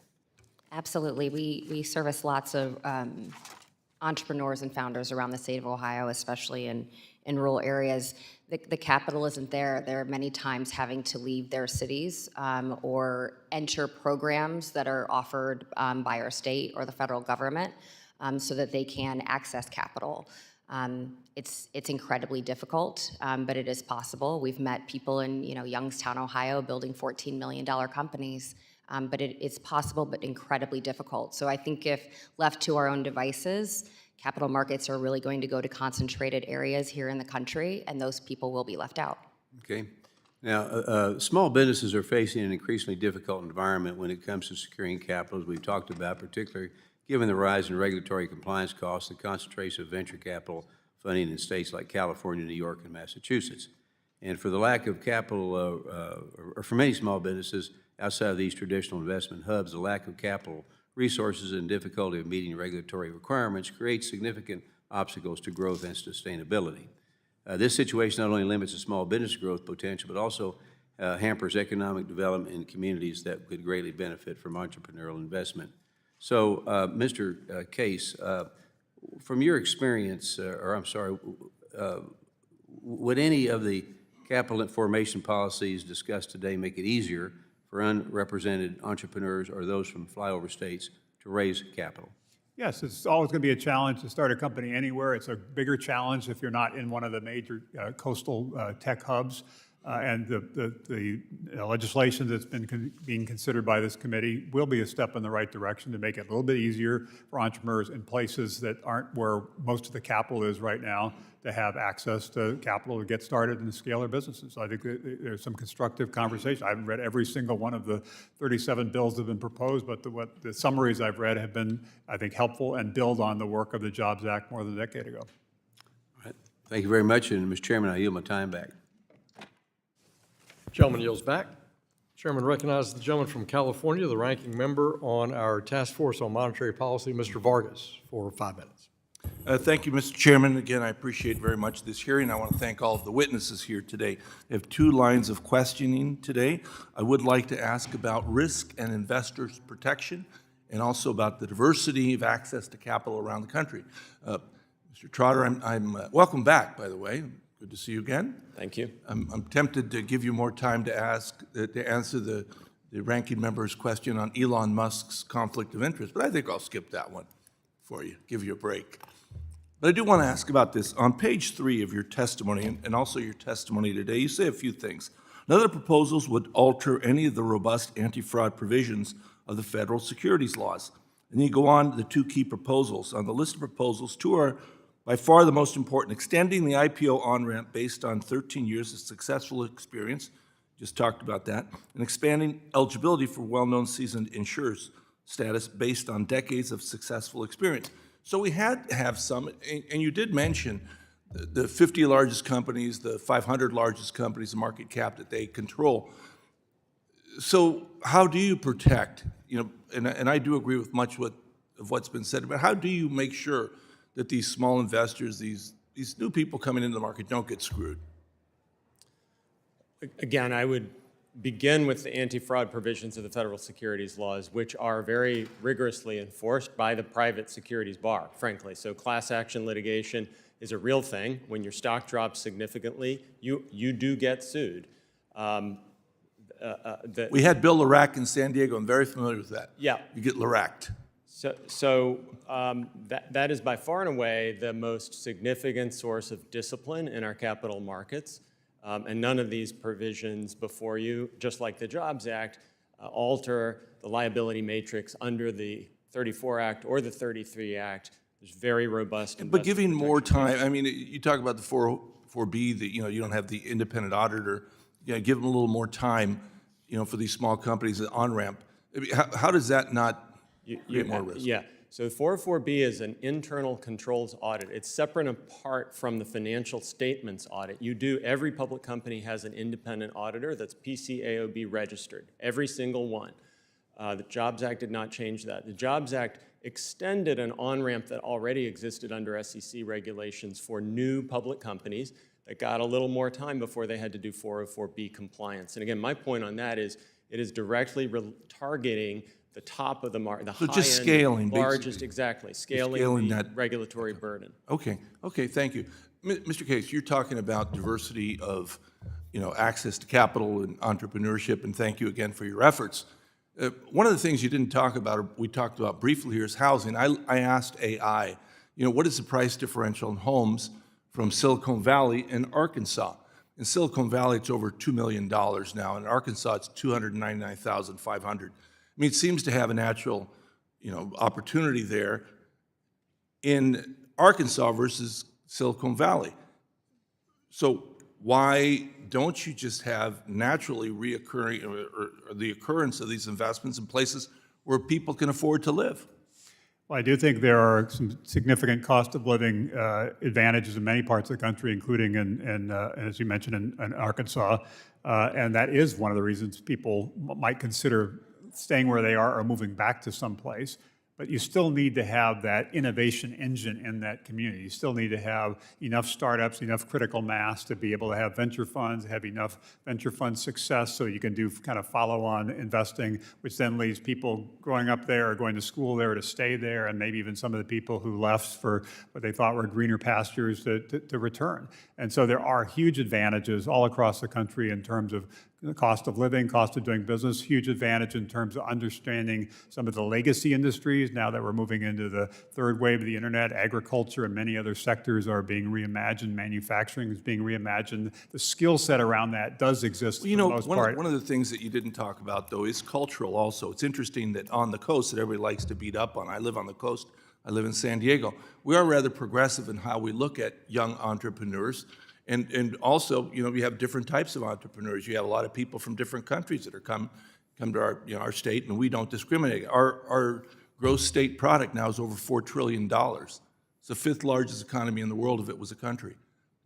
And you go to some of these other states, they don't want immigrants. They beat up on them all the time. These universities, they go after them. They make fun of Ivy Leaguers here. And all of a sudden say, well, why don't these young, smart kids come to these states? Well, I wonder why. Anyway, with that, I'll yield back. Gentleman yields back. The gentleman from Georgia, Mr. Loudermilk's recognized for 5 minutes. Thank you, Mr. Chairman. Thank you all for being here to discuss this important topic. And Mr. Trotter, I want to ask you about the decline in initial public offerings over the past decades. As you've mentioned, while the Jobs Act of 2012 helped lower IPO barriers from a compliance perspective, and we've seen some recovery in the IPO market driven by large companies, small companies continue to see a decline in IPO activity. To what extent is the underwriting cost for IPOs a barrier to entry for would-be public companies?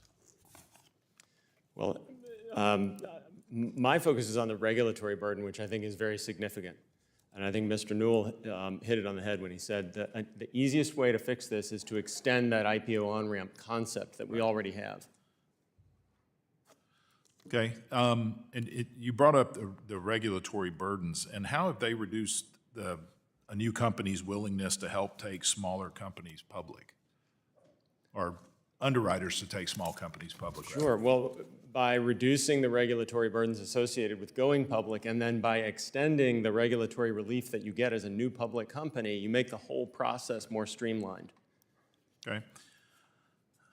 My understanding, underwriting fees are the largest single direct cost associated with an IPO. Has the current regulatory environment driven those fees up, and could right-sizing a particular regulation help bring those fees down? I mean, again, I tend to think that those fees are market-driven, and the way that you can most effectively help the system is by extending, in terms of, especially with IPOs, simply extend the IPO on-ramp. We have 13 years of success.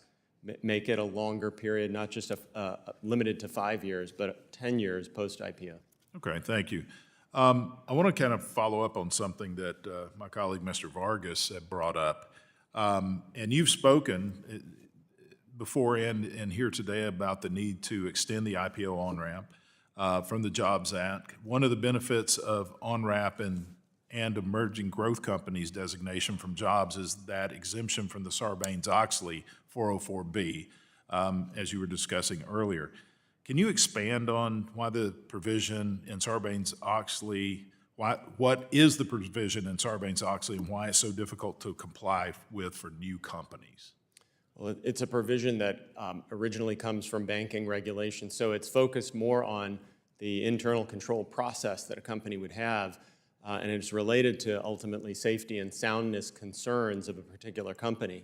So what happened with Sarbanes-Oxley is that system was imposed on the entire public company ecosystem, notwithstanding the fact that what the best way to target that regulation would have been to target it at the companies that pose the most systemic risk. So again, total market capitalization is almost exclusively much larger companies. So you can readily give significant relief to newcomers, new entrants into the system, and without any offsetting increase in systemic risk to total market cap. Okay. Something else I'd like for you to elaborate on. You've made it clear in here that an exemption from 404B, an extension for ECG is safe. Why do you feel that is safe? I would point you to 13 years of successful experience with new IPO companies. And again, the IPO on-ramp concept was borrowed from SEC rules. So even under SEC rules regardless of the size of a company. As a new IPO company, you get until your second annual report before you have to comply with Section 404B. That's just a recognition of the fact that it takes a lot of time to put all those processes in place. So with companies that satisfy the EGC definition, as long as they continue to do so, they have that relief. And again, Mr. Newell's point, spoken like a CEO, that relief can and should be extended based on 13 years of successful experience. This is not, it's no longer experimental. We have the data, you've done it, it succeeded fabulously, you should extend this concept.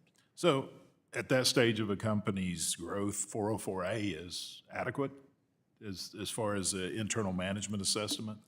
Yes, absolutely. Management is required to maintain effective internal control over financial reporting. They're required to assess the effectiveness of it and certify to it. Mr. Newell has signed his name on the dotted line as to that effectiveness. This is a very significant enforcement mechanism on its own. But then to have, in addition to the financial statement audit, which is a big undertaking, a separate internal controls audit is a significant cost. Okay, thank you. I yield back. Gentleman yields back. The gentleman from Illinois, the vice-ranking member of the committee, Mr. Casson, is recognized for 5 minutes. Thank you, Mr. Chair. Thank you all for being here. So I think, and I'm sure my colleagues will correct me if I have this wrong, I think Dr. Foster and I are the only two members of this committee who actually have entrepreneurial experience in terms of taking a business from an idea through attracting talent, fundraising, making it into something that was cash flow positive, and ultimately selling on the back end. I say that not to brag, but to say that it is important that our nation's CEOs have representation in Washington. They often don't have a loud enough voice. And speaking as one myself, our nation's CEOs desperately would like more access to capital without constraints. Certainly in my own experience, it was a nuisance having young whip-smart MBAs riffling through my books and questioning my wisdom from the local private equity fund. I also did not particularly want to get involved in all the nuisance of public disclosure that the SEC would require for investor protection. If you are fortunate enough to have someone of Dr. Foster's and my temperament and wisdom, you don't need investor protection. All you need is our wisdom as entrepreneurs. Not everybody has that, of course. And I say that because, the United States economy is the envy of the world because historically we have balanced that tension between access to capital for entrepreneurs and making sure we have deep capital markets. We have the deepest capital markets in the world. We also have robust investor protections. But if we've learned anything from the first 65 days of the Trump administration, arsonists can work a lot faster than home builders do. Things that take lifetimes to build, from our relationships with our European allies to basic decency to basic national security protocols, can be destroyed overnight and take a long time to rebuild. And so we've seen, $4 trillion of collapse in equity values. We've seen a collapse in M&A activity. We've seen a large number of private equity firms who are now raising debt in order to pay dividends, which I think is banker speak for let's kick the can down the road and hope that a future administration will fix what just got broke.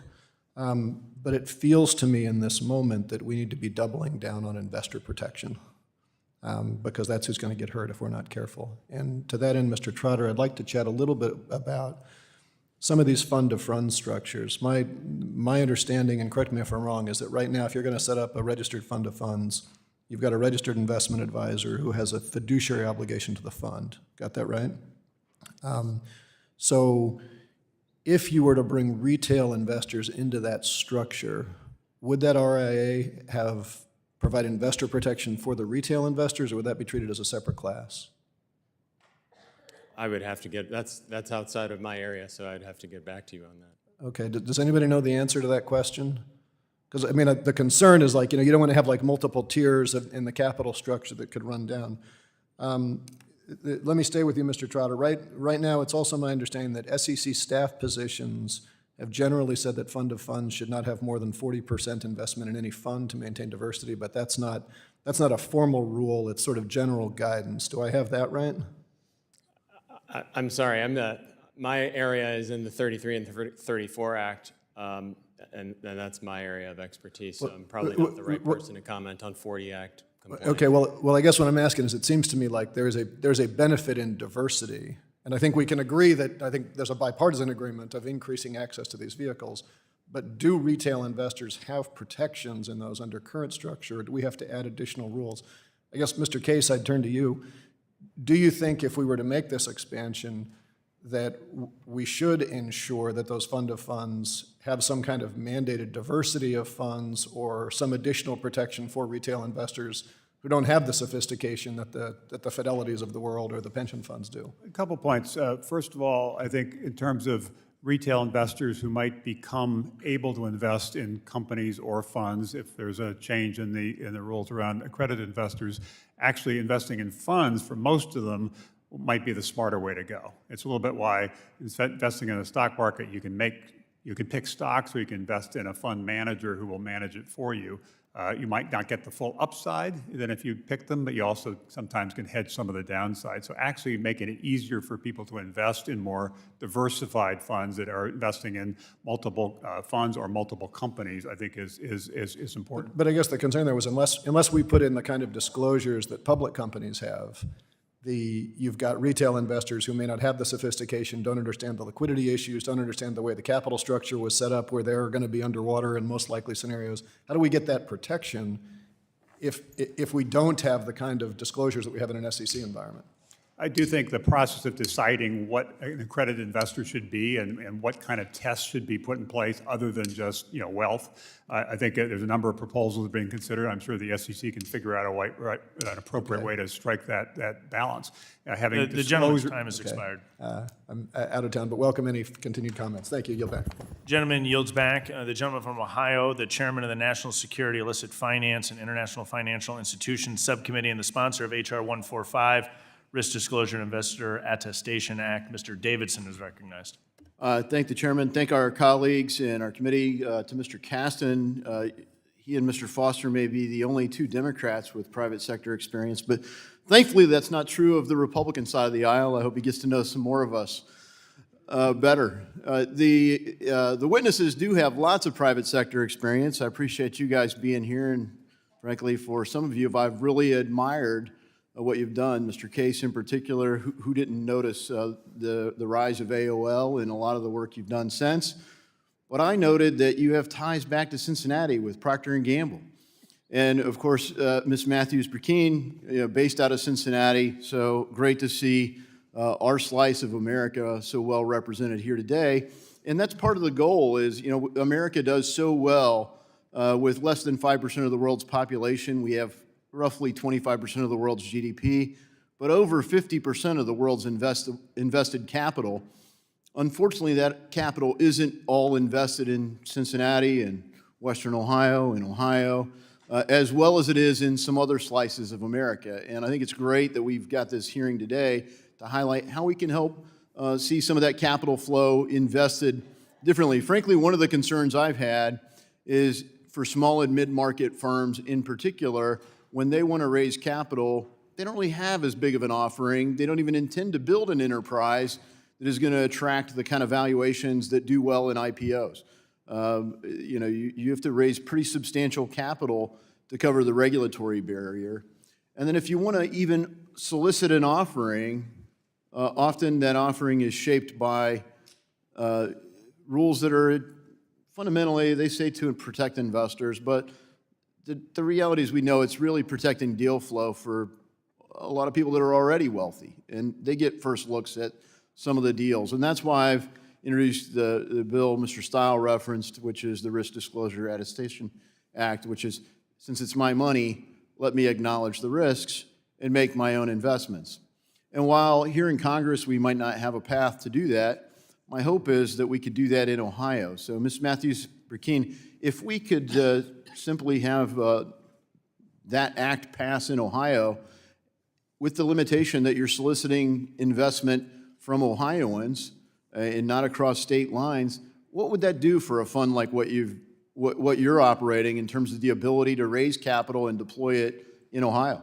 It would definitely help our fund, but also entrepreneurs around the state. So the gentleman from Kentucky earlier today referenced the Bluegrass Angels. That group was formed from Kentucky tax credits. allowing investors to invest and into companies from Kentucky. That was an incredible program for them, and they saw lots of other new angel groups pop up around the state. So with what you're saying, I think that Risk Disclosure Attestation Act would definitely be helpful in the state of Ohio.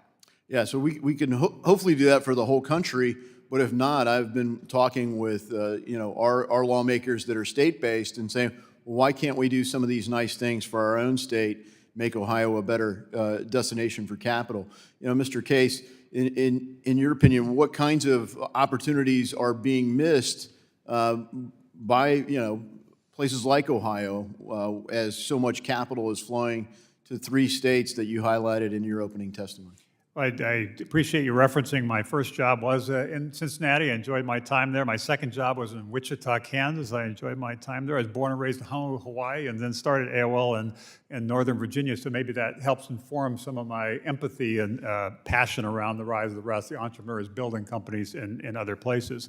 I think it's also worth noting that venture capital is a relatively new concept. It didn't exist 60, 70 years ago. Then if you had an idea, you went to the bank and got a loan, but banks usually don't loan to risky startups unless there's a personal guarantee, which also creates some risk. So venture capital becomes a path for people to start companies if they don't have capital or easy access to capital. And some of the things that this committee is considering that will make it easier for new venture funds to start and scale in places like Ohio and other parts of the country, I think is a step in the right direction. As these companies scale, making it a little easier to consider going public as a young, emerging growth company also is important. That's obviously a key part of the Jobs Act I worked on more than a decade ago. I think so we have made progress. We continue to be the most innovative entrepreneurial nation in the world, but we can continue to build on that and try to create a more inclusive innovation economy. So it's not just the coast, it's everybody everywhere.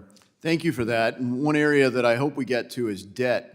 Because whether companies want to do an initial public offering or not, their ability to solicit debt outside of bank debt, because there are risk classifications that are different, could really help capital formation. My time has expired, and I yield.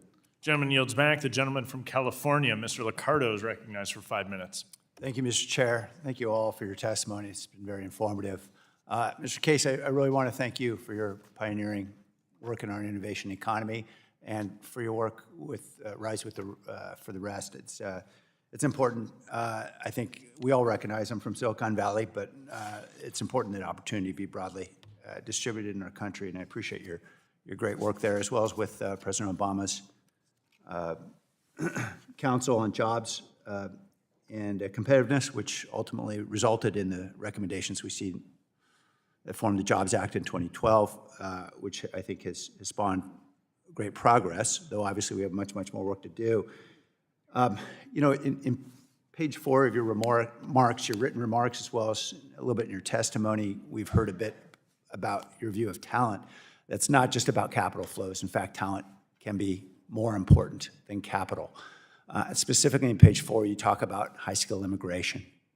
And I agree with your assessment. Talent is evenly distributed in this world and across the globe. And as we think about the imperative for ensuring access to talent in our country, I mean, you mentioned certainly the Heartland Visa, which is promising, but wouldn't it be true also that generally lifting the lid on immigration, particularly high-skill immigration, would be a great boon for the entire country? For example, if at the University of Arkansas, they could staple a green card to every diploma of a graduate in science or tech, wouldn't that do great wonders for Arkansas? Yes. No, I've been vocal about this for 2 decades, testified in the Senate around immigration reform over a decade ago. I believe this part of the secret sauce that's powered the American economy is being a magnet for talent, people coming here from all around the world, which doesn't mean we, of course, don't want to develop our own talent and improve our education system and teach more skills around creativity, communications, collaborations are things that are critical for entrepreneurial success. We need to continue to remain that magnet that attracts people, because about 40% of our successful companies that end up going public were started by immigrants or children of immigrants. So I do worry. I understand it's tied up in a much more complicated and very sensitive, highly politically charged discussion around immigration, but I think we do run the risk of losing our edge, now that we've seen a globalization of innovation, a globalization of entrepreneurship about globalization of the capital markets. And so I think it is very important that the Congress continue to focus on this issue and figure out how to strike the right balance so we can continue to attract people when they graduate from our universities, try to, as you say, staple the green card, make sure that we're keeping as many people here as possible, attracting as many people to come here as possible, because the data is pretty compelling that these aren't job takers, but job makers. And having more entrepreneurs, building more companies that are creating more jobs and driving more economic growth and doing it in more parts of the country, I think is essential as we think about this next chapter for America. Thank you, Mr. Case. I appreciate that. As you know, I come from a region of the country where more than 40% of our adults were born in a foreign country. I think that has something to do with the secret of our success. And more than half of our venture-funded startups are, in fact, have a foreign-born founder. I'd like to see that happen elsewhere in the country as well. Mr. Newell, really want to thank you for your leadership in the Bay Area as a business leader and certainly with Bio, which is an incredibly important organization for biotech industry. I agree with your fundamental notion that we need to expand the definition of accredited investors to really get at a more sophisticated definition that focuses on the competence, the capacity of the investor, not simply their wealth. And you seem to acknowledge that Mr. Foster's recommendation was not a bad one of having actual sophistication applied to industries or sub-industries. But we're currently facing an administration that is essentially defunding the financial police at the SEC. How can we do that in a world in which we have fewer and fewer folks to actually implement? That's the conundrum, to be honest. In order to expand access to capital, you need to expand the people who we think are rightly able to assess the risk of an opportunity. At the same time, as Mr. Trotter talked about, there are fundamental laws that are necessary to protect the integrity of the capital markets and to protect investors as well. If we have lawyers leaving the SEC, we will have less enforcement, and that allows for more fraud to occur. If we have reviewers leaving the SEC who are not replaced, then your process of actually getting your registration statement filed, processed, and approved is going to take longer. It presently takes about 90 to 150 days in order to do that. So making it longer would be harder. Thank you, sir. You have my time. Gentleman yields back. The gentleman from Tennessee, Mr. Rose, is recognized for 5 minutes. Thank you, Chairman Stile, and I want to thank Chairman Hill and Ranking Member Waters for holding this important hearing, and thank you to our witnesses for taking time to be with us today. I know it's a sacrifice when you come to do this, and we appreciate it. Most venture capital funding is concentrated, as we've heard discussed today, in California, Massachusetts, and New York, despite these states having high individual income tax rates. Meanwhile, my home state of Tennessee proudly boasts no state-level individual income tax, yet Tennessee lags behind these other states in venture capital funding. Mr. Trotter, what factors contribute to this disparity? And I know we've heard some of that today. And why don't states like Tennessee, which would seem to foster interest from investors because of the tax treatment, why do they have a significant economic advantage over Tennessee and attract more venture capital funding? Well, I think you're going to the heart of a lot of what Mr. Case has spent a long time trying to solve. I would defer to his insights on the answer to that question. My perspective is simply to foster IPO activity. You want to streamline that process and make it less burdensome, and you want to make it less burdensome for a company to become, once it is public, to begin life as a new public company and extend the period of relief that's available for those companies based on 13 years of successful experience. Well, so I'll take you up on your challenge, and Mr. Case, you might speak to that. It would seem, it's at least to me, and I was, as my friend Mr. Davidson pointed out, many of us on this side of the aisle were successful in starting businesses, and I certainly was, and thankful to be in a state like Tennessee where we got favorable tax treatment. Speak to that, if you will. Well, there's a lot going on in Tennessee. I know it pretty well. I actually have a couple grandkids growing up in Nashville. We have investments in Chattanooga and other parts of the state. And actually, our first Ride the Rest tour over 10 years ago Nashville was part of that visit. So the momentum there and the cranes, building there are showing real momentum in that city. As you say, though, a lot of it's attracting bigger companies, in part because of tax, but also the talent pool and other kinds of things to be there. The question is, how do you get more of the entrepreneurs staying there and starting there? And that ties in with some of the things we've been talking about today. Having more regional venture funds that are based in Tennessee matters. Having people focus in the area, including things like the Startup Tennessee efforts, and having the Nashville Entrepreneurship Center helps enable more momentum there. So I think the momentum is building in Nashville and Chattanooga and other parts of the state, but it can go higher. Obviously, Tennessee is a big state with a lot of opportunities, but still relative to other places like California, New York, Massachusetts are not getting access to the capital. That does lead some of the people growing up in Tennessee to decide to leave to go to the coast. So we have to stop that, or at least slow that. Is it about that critical mass? Is that really the factor, or are there things that Tennessee and other states are not doing that they should be doing to foster that? Well, it's a number of things. We've talked about capital access. That's critically important. If you don't have the ability to start the company, it's obviously not going to get started. We've talked about talent. How do you make sure you have a critical mass of talent, which is why clustering in different cities makes sense. It doesn't just have to be a few cities, though. We want it to be dozens and dozens of cities. There are some cultural aspects. I think Tennessee is doing a good job of this, but how do you make sure entrepreneurs in your community recognize that you are celebrating their risk-taking, and if they fail, encourage them, get up again, try again.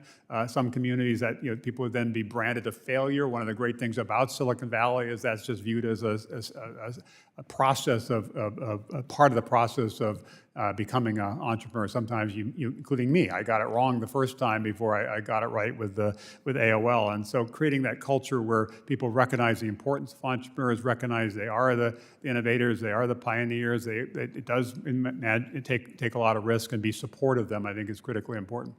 But Tennessee's doing well. So you mentioned in your, Mr. Case, in your written testimony, highlights of the importance of competing globally with China by boosting investments in research and development at our universities.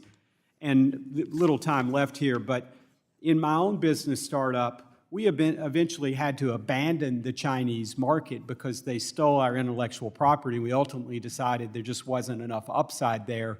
In the 10 seconds left here, how do we confront that? We make these investments in developing IP, but do we really cash in on them as a country if we don't protect our innovators? We do need to protect our IP, no question, with other countries now competing in a variety of technologies, AI, robotics, and other kinds of things. And we need to continue to invest in that R&D. My company, AOL, wouldn't have been possible without the government creating the internet through the investments in DARPA. So we need to make sure we're planting that seed corn of new innovation. My time has expired. I yield back, Mr. Chairman. Gentleman's time has expired. Ms. Tlaib, the gentlewoman from Michigan, is recognized for 5 minutes. Thank you, Mr. Chair. Many people think that the primary purpose of the stock market is to raise funds for companies, but that's not actually the case. When companies want capital for investment, they rely on retained earnings, bank loans, and corporate bond market, and then maybe the stock market. Take the difference between primary and secondary markets. Ms. Shaw, I don't know if you know. Can you explain the difference between primary and secondary stock markets? Yeah, if you're speaking about our, very publicly traded markets, NASDAQ versus over-the-counter type markets. Yep. Some of them, over-the-counter markets have penny stocks and higher risk type investments versus our public markets who have to adhere to massive disclosures and other requirements. So our smaller secondary markets, also face the investors, have different, their risk tolerances are different on the secondary markets, I guess I would ask. Well, in 2022, I think this is why it's important, the value of stocks traded in the U.S. was about $44 trillion. And then the value of new securities issued by U.S. corporations that year, that is the primary market activity, was just at $71 billion. And so mostly the stock market is where early investors cash out and the wealthy speculate. Okay. Yeah, and I say that because the bottom 50% of households in our country ranked by wealth, only 1% of corporate equities and mutual fund share, it's only 1%. The wealthiest 10% of those households, on the other hand, own 87% of all corporate equities and mutual fund shares. So I think it's just really important to see when we talk about this where the real impact is. But there are institutions whose sole mission is to provide access to capital for the households and companies that they need most. And so one of the things that I've, like for instance, I don't know if you're familiar with the community development, CDFIs, Community Development Financial Institutions, provide financial services and access to capital to low-income individuals and communities, especially around affordable housing and those, that's their purpose. That's the purpose of CDFIs. However, earlier this month, the president issued an executive order eliminating much of the CDFI fund as the law allows. It's being challenged. So can you explain what the CDFI funds does and what the impact in eliminating might be right now? While the state securities regulators don't directly administer those funds, I did reach out to my colleagues in the banking and credit union world, and they all were emphatic about the impact that CDFIs have had on their communities, especially, I'll speak for Alabama and the rural communities. I know there was upwards of $18 million in financial impact in our communities, so they provided me success stories about the program. Yeah, I mean, I know it's both rural and urban, but most of it's even around addressing the housing crisis that we have in our country right now. You know, many of the communities, the one in your community in your backyard and one in my backyard in Detroit, I mean, these communities are starved for investment. And that's why CDFIs have played an incredibly important role in providing that capital. And the fund is effective. I mean, I think on an average, recipients leverage each dollar awarded by the fund into $8 of funding from the sources. Over the last 10 years, this is important for my colleagues, the last 10 years, CDFI fund has helped finance over 500,000 units of affordable housing, 42,000 commercial real estate projects, and 17.9 million in personal loans, and 1.3 million in small business loans. So I don't know how we can talk about access to capital in this committee when the president is trying to take away from the very people it helps the most. CDFIs are critical. One last question for you, Ms. Shawn. You know, last week, the new director of the Federal Housing Financial Agency, FHFA, Bill, is it Pulte maybe? Is that it? Bill Pulte? Are you familiar with that new director? Well, he appointed himself the chair of Fannie Mae and Freddie Mac. Now the FHFA is the regulator of both agencies. Do you understand, is this a conflict? Those decisions that were made at the executive level, you know, are But we have a regulator that sits now on the board, the very agency he's supposed to regulate. those are decisions that are made at the executive level. But isn't that a conflict? The states, you know, aren't. But I mean, common sense tells you it's a conflict of interest. Hey, Yeah, those are don't make no decisions. sense. Okay, thank you, Mr. Chair. The gentleman's time has expired. I now recognize myself for 5 minutes for questions. I want to start with you, Mr. Newell, if I can. Your opening testimony, you told the story of Sutro and the evolution from startup to public company, and navigating that's a challenge and something that we want more companies in the United States to do, and making sure that those startups have access to the public markets is essential. It was just referenced that maybe they could use retained earnings. Can startups use retained earnings? Maybe we just knock that question out of the gates. Do you have retained earnings in your startup? We have no retained earnings. We have Of course lots not, because it's a losses. startup, right? That's exactly So you're right. looking for figuring out where you have finance, and the capital markets are really, really important, in particular in our startups. And you took advantage of the emerging growth company status in that startup. Is that accurate? That is correct. And would you have been able to go public in the manner and the time frame that you did without the EGC status that was available to you? And if not, why not? It would have been much more challenging for us to do that because the amount of financial resources that we would have needed to front-end load to meet the requirements of full disclosure under 404B would have been prohibitive. We would have had to quadruple our accounting function and hope that we still got public. So you would have had to triple it. So then the reverse question would be, what happens when you lose EGC status? Would you have to triple that then? We lost EGC status because we went over the public float threshold for a brief period of time, and it cost us $1 million in extra fees for accounting purposes. So would your view then, so great, so would your view be that we should then re-examine the current time limit on EGC status? Yes, sir, and thank you for your leadership on that. I appreciate that. And then I'm going to jump to you, Mr. Trotter, if I can. Some have claimed that extending EGC status would put investors at risk. We heard actually comments from one of my colleagues here. But nothing in the jobs or the EGC bill would alter the application for existing anti-fraud provisions, correct? Exactly right. It would have no impact on SEC disclosures and reporting obligations, is that correct? Correct. And it would have no impact on corporate governance standards, is that correct? Yes. And it would have no reporting obligations of officer. It would have no impact on the reporting obligations of officers, directors, and significant stockholders, correct? That's right. And so are investors at risk if we allow an extension of the EGC status? Not at all. And so why should we have the EGC status then in the first place? Again, it's about allowing the system to scale the regulatory burden to the size of the company being regulated. And the EGC definition shows you that there's an opportunity to extend that. I appreciate that. I just think it's so important that we look at allowing startups to have an avenue and access into the public markets, that we're encouraging U.S. domiciled, U.S. employers to have access to those public markets so that they can grow and grow here in the United States so that people can get good and better paying jobs than they already have. In my limited time left, I want to stay with you, if I can, Mr. Trotter, and dig into the WIXI issue.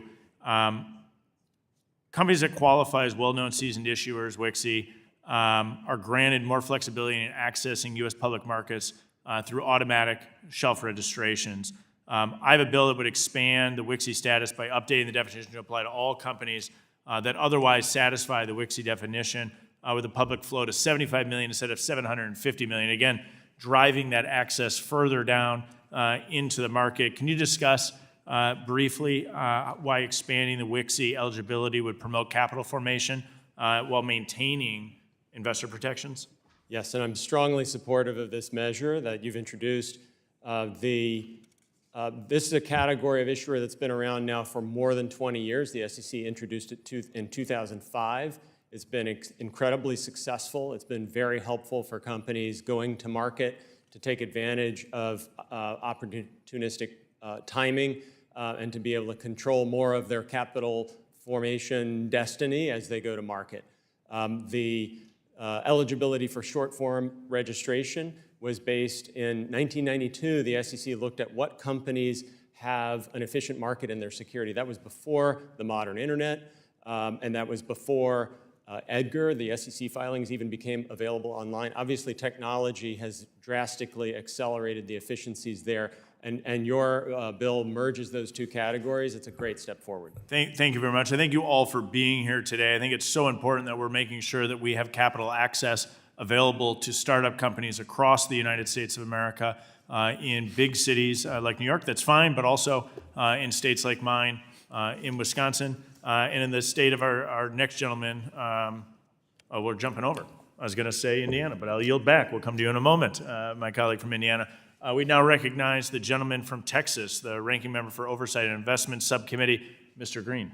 Thank you, Mr. Chairman, and of course we want access to capital in Texas as well. So I thank the witnesses for appearing and would associate myself with the ranking member's opening statement and would agree that what I'm about to talk about is beyond Silicon Valley.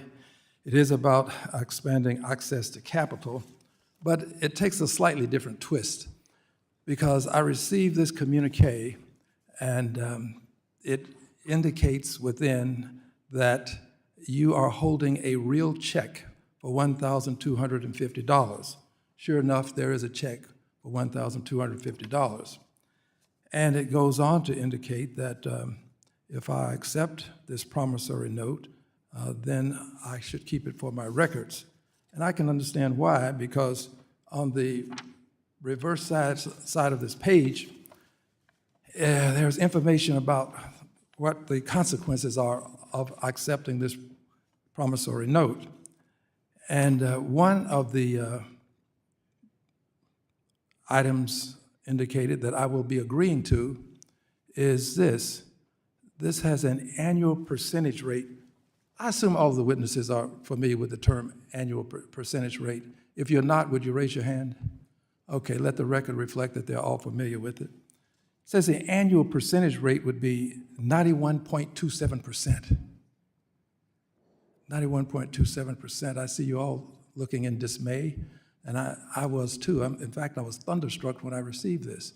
91.27%, $1,250 loan, finance charge $700, total repayment $1,950. Says I'll be paying $100 for an acquisition charge, $600 for installment account handling charge. Well, and by the way, can be accelerated without notice. I think that this is egregious, and I think that while we are concerned about the businesses, and I have many small businesses in my district, I'm also concerned about the consumers. And this type of loan, in my opinion, epitomizes what predatory lending is all about. To receive this check, a live check that I can cash, and then receive this loan. Oh, I might add this. It was sent to me in English and in Spanish, the offer. But the actual information concerning the contract, all of that is in English. Bait you in the language that you speak, and then have you sign a contract in a language that you may not be as familiar with.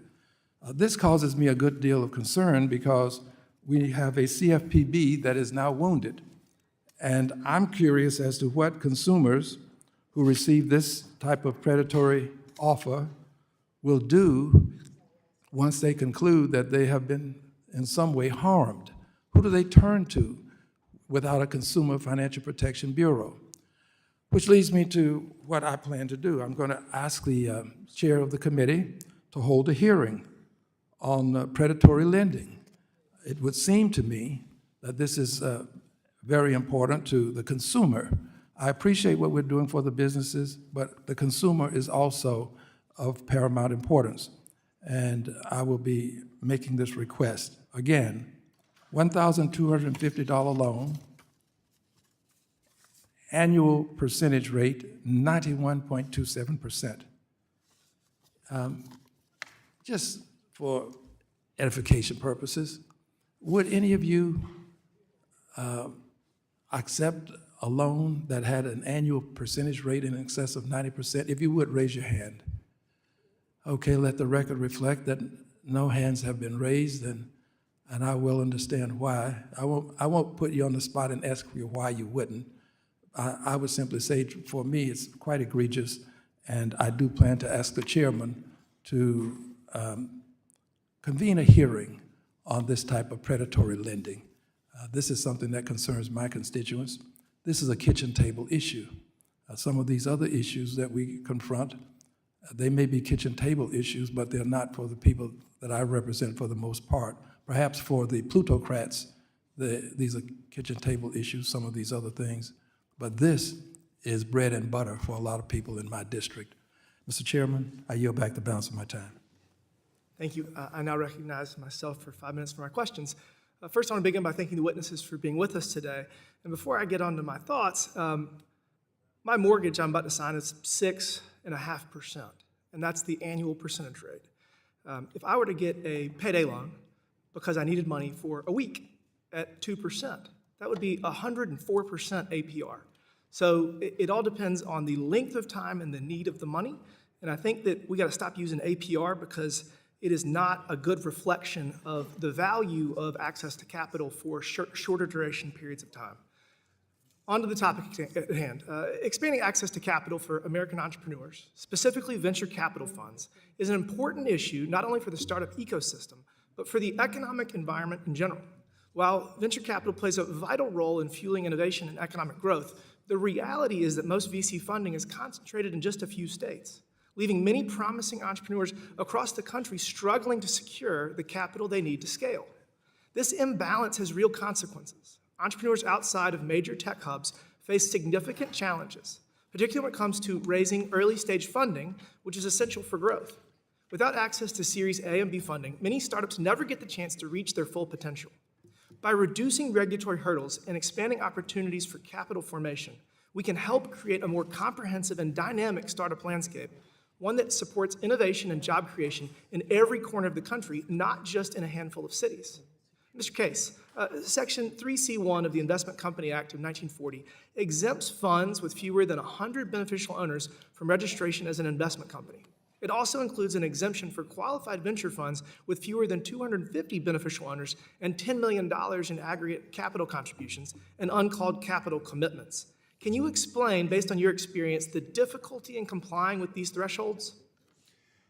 Thank you for your question and your preamble talking about the importance of obviously entrepreneurship and making sure capital is available to entrepreneurs everywhere. In terms of some of the specific rules on venture funds, I think limitations such as you talked about would result in it as venture firms start scaling, they would not be able to accept new investors. And I think opening up to a broader range of investors, including relooking at the accredited investor rules, would be a step in the right direction to help those venture funds that can then help invest in companies, hopefully in their regions. Thank you for that. Ms. Matthews-Brackeen, would raising the cap for the qualifying venture capital fund exemption to $150 million, increasing the number of allowable beneficial owners to 2,000, help VC firms, especially smaller firms in underserved regions, to better support entrepreneurs and drive investment? Yes, it absolutely would. It would open up a brand new market for us.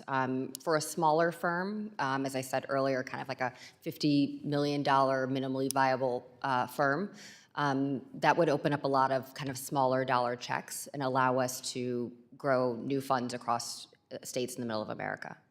Thank you for that. I'm proud that my bill, the Improving Capital Allocation for Newcomers, or ICANN Act, was included in the chairman's Expanding Access to Capital package last Congress and was once again considered in the Capital Markets Subcommittee this session. The ICANN Act makes it easier for South Carolina investors to support local startups and entrepreneurs. By raising the cap on qualifying venture capital funds from $10 million to $150 million and increasing the investor limit from 250 to 600, we're removing barriers that have held small businesses back for too long. These changes will give overlooked entrepreneurs the capital they need to grow, create jobs, and strengthen our economy. Ms. Matthews-Brackeen, based on your experience, how frequently do small businesses and entrepreneurs face exclusion from the investment landscape due to excessive regulatory hurdles or high barriers to entry? Every day. It's an everyday thing, especially in my state, the state of Ohio. We have, oh my goodness, less than 20 large venture capital funds in our state. And if you're thinking about going to each of those individual funds, some of them are only making 5 to 10 investments a year, and there are thousands of startups that need support and capital. Thank you for that. The last 4 years, we've gotten very out of balance with our regulatory schemes, and we're not keeping up with the legal frameworks for businesses to thrive. This country needs to be the best place to start a business, to grow a business, and we're working here in Congress with the administration to get us back in line so we can continue to be competitive in the global economy. That's what's driving a lot of the legislation. That's what's driving all of the current administration's decision-making, and I think things are going very well, and I'm very optimistic for the future. With that, I yield back. I now recognize the gentleman from Indiana, Mr. Stutzman, for 5 minutes. Thank you, Mr. Chairman, and thank you to all for being here. This is a topic that I always enjoy discussing, and as an entrepreneur myself and have the experience of raising capital over the last 8 years in the private sector, it's a thrill, and sometimes it's not. But it's an interesting time, especially with all of the macroeconomics, not only here in the United States, but around the world as well. And there's the old saying that capital is cowardly, and there's times that we hope. I mean, every project is a worthwhile project, but we also know that not every project works out. In fact, the majority of them don't work out. And so it does. We do have to be careful in that it's not just loose, and that there's people that are taken advantage of. But at the same time, this is also what makes America the greatest nation on earth. And I've got a bill that I'd like to ask Ms. Matthews-Brackeen a question about, my bill is the Investment Opportunity Expansion Act, which would allow an individual to qualify as an accredited investor if their aggregate investment is an unregistered securities offering, if it's not more than 10% of the individual's net assets or the individual's annual income, whichever is greater. How would expanding the accredited investor definition while limiting an investor's risk exposure benefit Main Street investors and ultimately strengthening our capital markets? It would give people an incredible opportunity. So I mentioned earlier, there are lots of other things that we can spend our money on. We can spend our money on cryptocurrency, sports betting, you name it, but not necessarily things that we can really generate wealth from. That would be a wealth-generating opportunity for people across the country. I think putting guardrails, to the earlier Congressman's point, is necessary to protect people because we are in a moment where consumers need to be protected. Yeah. Would anybody else on the panel like to comment on accredited investors, the increase? You know, I think the way the accredited investor definition works today, it really does not allow for individuals who can understand and financially afford the risk to take it. If you happen to be born rich, then you're presumed to be a brilliant investor, but really you were born rich. Yeah, no. Well, and one of the things that I often see is that a lot of folks in the Midwest in Indiana, where I'm from, they want to invest in Indiana. And they would, you know, and it's also nice to be able to see wherever you place your money that you can drive down the street and go visit and ask questions. And I think that's an important component to it as well. Ms. Matthews Brackeen, I've got another question as well related to crowdfunding. We had a really good subcommittee hearing on capital markets last month in which we heard several witnesses on how we can expand access to capital for businesses.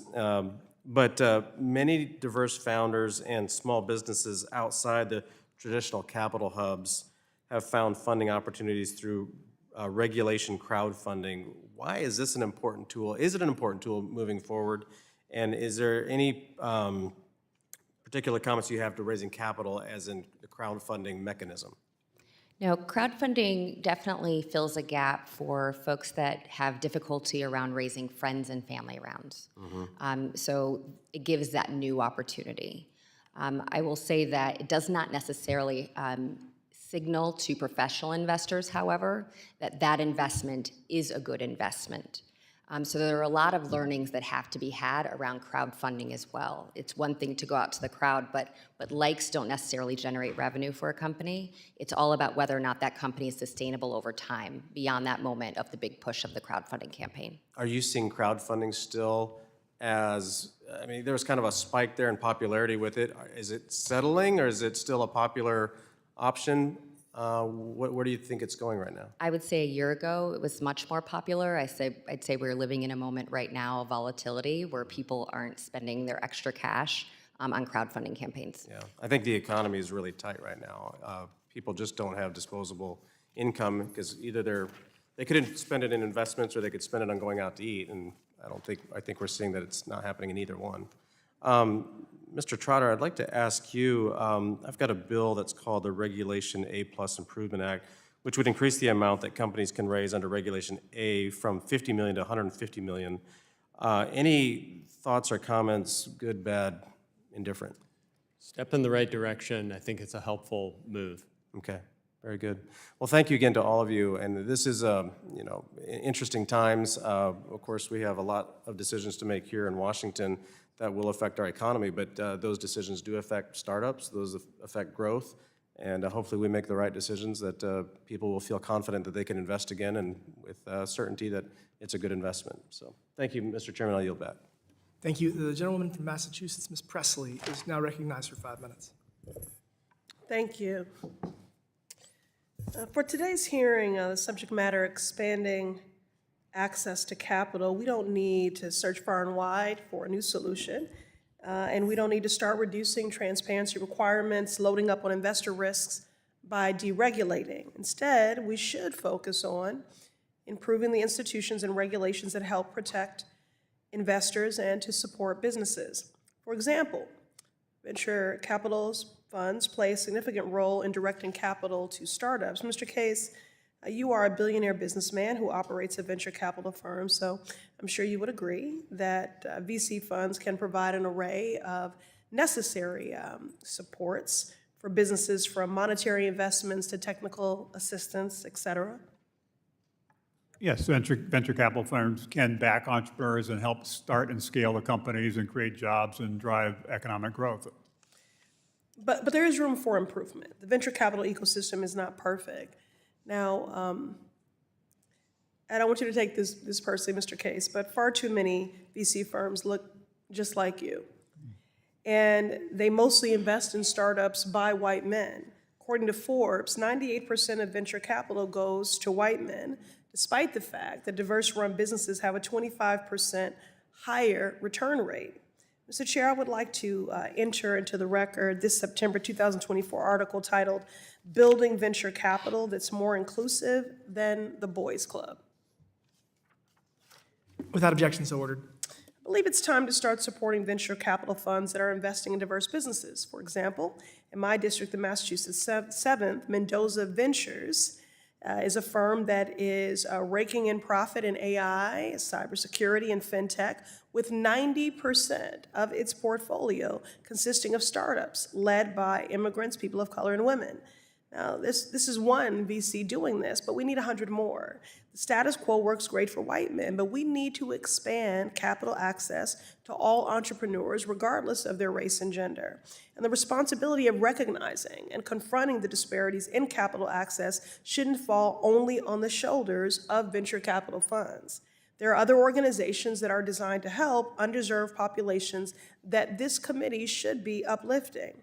Ms. Senn, can you talk about why Community Development Financial Institutions, CDFIs, were created and what exactly they do? Right here. Thank you. So while the state securities regulators don't directly administer those programs, I have consulted with my colleagues in the depository institution world, and they have expressed and been emphatic about the impact that CDFIs have had on communities. I know in Alabama, we're 40% rural. They cited several examples of where they've been able to help those underserved areas. Thank you. So essentially, CDFIs invest capital to businesses that would otherwise be neglected and under-resourced. In the Commonwealth of Massachusetts, we have more than 30 CDFIs, but I want to highlight one that's headquartered in Boston, investing in the businesses in my district. One United Bank is the largest Black-owned bank in the country and helps create economic opportunity for entrepreneurs in chronically economic distressed neighborhoods. At the height of the pandemic, many of the large and popular banks were denying PPP loans to small businesses. But One United and other CDFIs made sure that local entrepreneurs and their workers were able to make ends meet. So I'm firmly and proudly pro-CDFI. Unfortunately, Donald Trump is not. Trump signed an executive order attacking the Community Development Financial Institutions Fund, despite the fact that it is fully authorized by Congress. He is doing the exact opposite of what this hearing is about. Instead of expanding access to capital, Trump's executive order will make it harder to access for all businesses, urban, rural, from mom and pop shops to tech startups, whether they're in Massachusetts or Alabama. This committee cannot have a serious hearing about solutions to help businesses succeed while Trump destroys the agencies that they rely on, chokes off their capital funding, and then puts tariffs in the way. I was hearing about these fears and anxieties from small business owners throughout my district at town halls this past week. It's time for my Republican colleagues to grow a spine and obstruct these efforts and recognize that the real problem here is Donald Trump. I yield back. The gentleman from Pennsylvania, Chairman of Oversight and Investigations Subcommittee, Mr. Muser, is now recognized for 5 minutes. Thank you, Chairman. Thank you all very much for being here and providing us this information. Appreciate it. So, according to Forbes, the number of publicly traded companies in the U.S. has dropped considerably since 1997. During the Trump years, there was a 50% increase. Under the Biden years, there was a decrease, although a slight decrease. Meanwhile, the average the cost of going public now exceeds $12 million. pricing out, obviously, small businesses and everyday investors.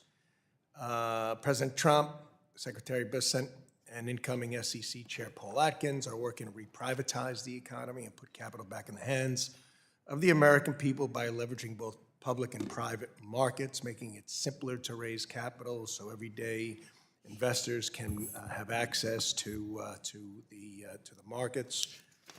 Mr. Trotter, Americans rely on closed-end funds for retirement investing, yet SEC staff, a number of years back, limited these funds to investing just 15% of assets in private securities unless they're sold only to accredited investors. Do you believe lifting this arbitrary cap safely can expand access for everyday investors to high-growth private companies?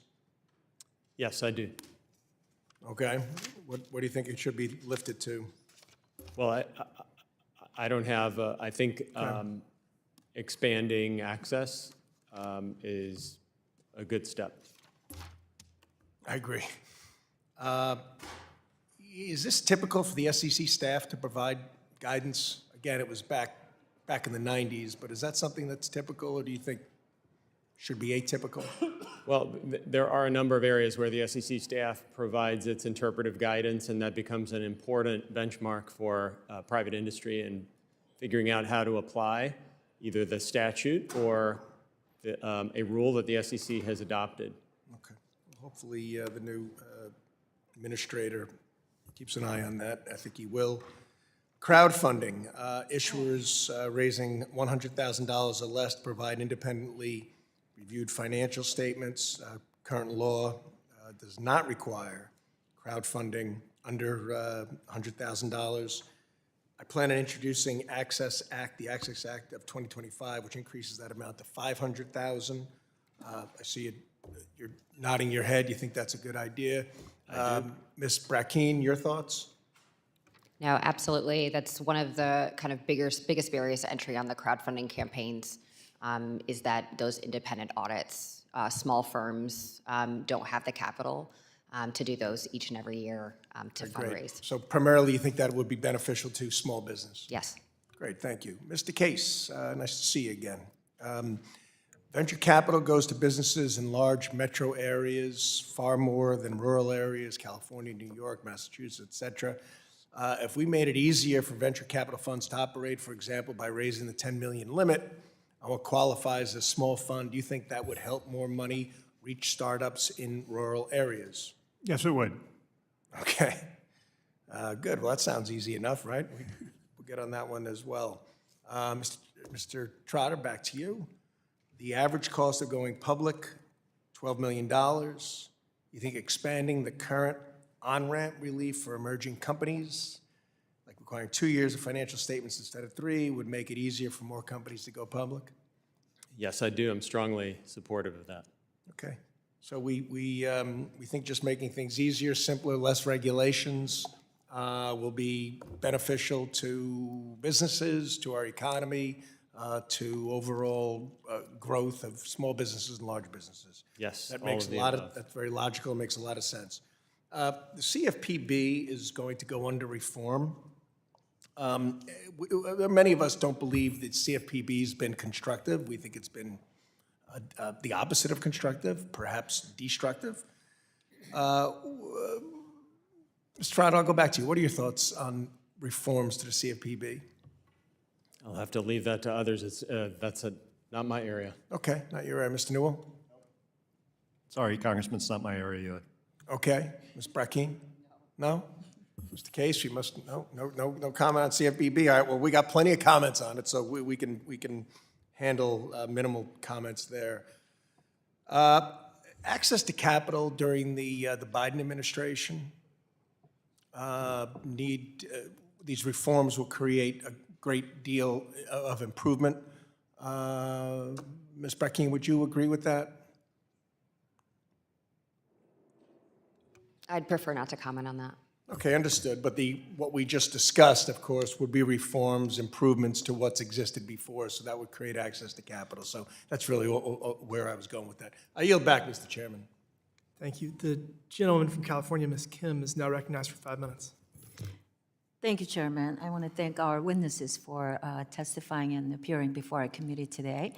You know, you've heard the small businesses are the backbone of our economy, and it's especially important for the constituents and the businesses that I represent in Orange County, Southern California. That's why last Congress I introduced the Improving Access to Small Business Information Act with my colleague, Congressman Josh Gottheimer from New Jersey. And that bill would ensure that the process for collecting public feedback from small businesses is streamlined and more efficient at SEC. So let me ask you a question, Mr. Newell. During your tenure at Sutro, what struggles did you identify that small companies had in getting the SEC to take their feedback into account? Thank you, Congresswoman, for your question. I think there are a number of ways in which we as a small company interacted with the SEC. From the initial stages of doing Reg D offerings through a public offering in and of itself. In a public offering process, you do your level best to try to write your registration statement so that it passes muster quickly and that you can raise the capital as quickly as possible. I will say that the regulatory response timeframes are excessively long, and the public capital markets do not wait for anyone. If money's available, you take it. And if you take too long going through a registration process, money that might have been available may no longer be there. So we're just a small cog as a small company in the wheel, and we're all treated the same, whether it's a public offering of General Motors or a public offering of Sutro Bio. The same rules and regulations apply, and I don't think people understand there are differences, and those differences need to be taken into consideration.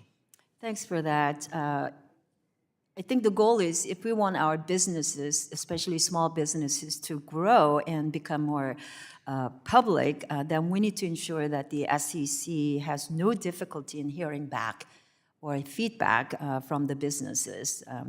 So let me move on. It is my fear that when venture capital firms engage in pattern matching, I think we discussed that probably before, but they overlook talented entrepreneurs who don't fit the typical mold but have innovative ideas. Ms. Brackeen, how often are you seeing these non-traditional founders overlooked by venture capital firms because the founders don't do the pattern match for stereotypical factors for success? Yeah, people have a tendency to invest in people that they know, like, and trust, and sometimes that's in the region that they live in. But according to the Angel Capital Association, women and their angel portfolios tend to invest at a 70% rate in other women, right? And so if we apply that to other markets, if we are able to diversify the investors that are investing around the country, I think we'll see less pattern matching.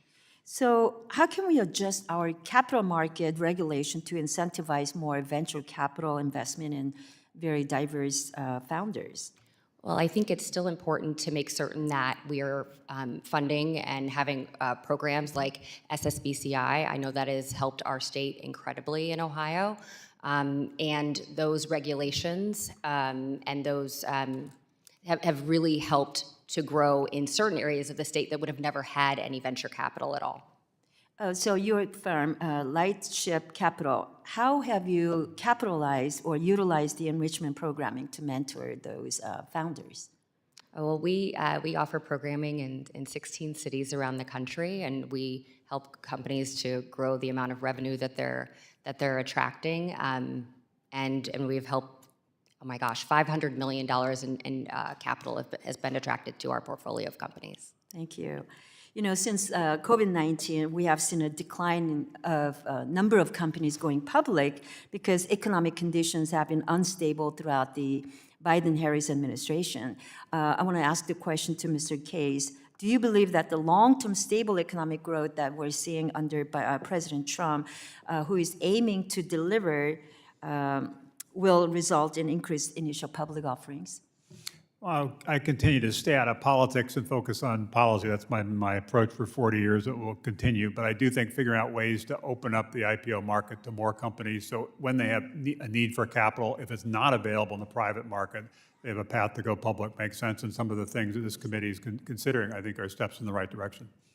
Thank you. Thank you, all the witnesses, for answering. The gentleman from Florida, Mr. Donalds, is now recognized for 5 minutes. Thank you, Chairman. Witnesses, thanks for being here. Really appreciate it. As we're having this discussion on capital flow in the United States and really trying to find ways to open up that flow for people, who traditionally are not your accredited investor, I think it's important to take a step back and realize something. When we made this rule decades ago, it was the understanding that this was to help protect your small net worth retail investor. But if you look at just technology over the last generation and a half, 2 generations, every American is walking around with a supercomputer in their pocket. Your average American has more information about companies and more information about markets than they ever could have possibly had at any other point in American history. Yet we still have, in my view, a very archaic rule around what we would designate to be an accredited investor to protect the American people from the hardships of capital markets. And listen, capital markets are not a guarantee. They are never a guarantee, but they do provide real opportunities for people to build wealth in this country, especially as asset ownership continues to be the driver of how people build wealth. Mr. Newell, how detrimental has the current definition of accredited investor been to capital formation?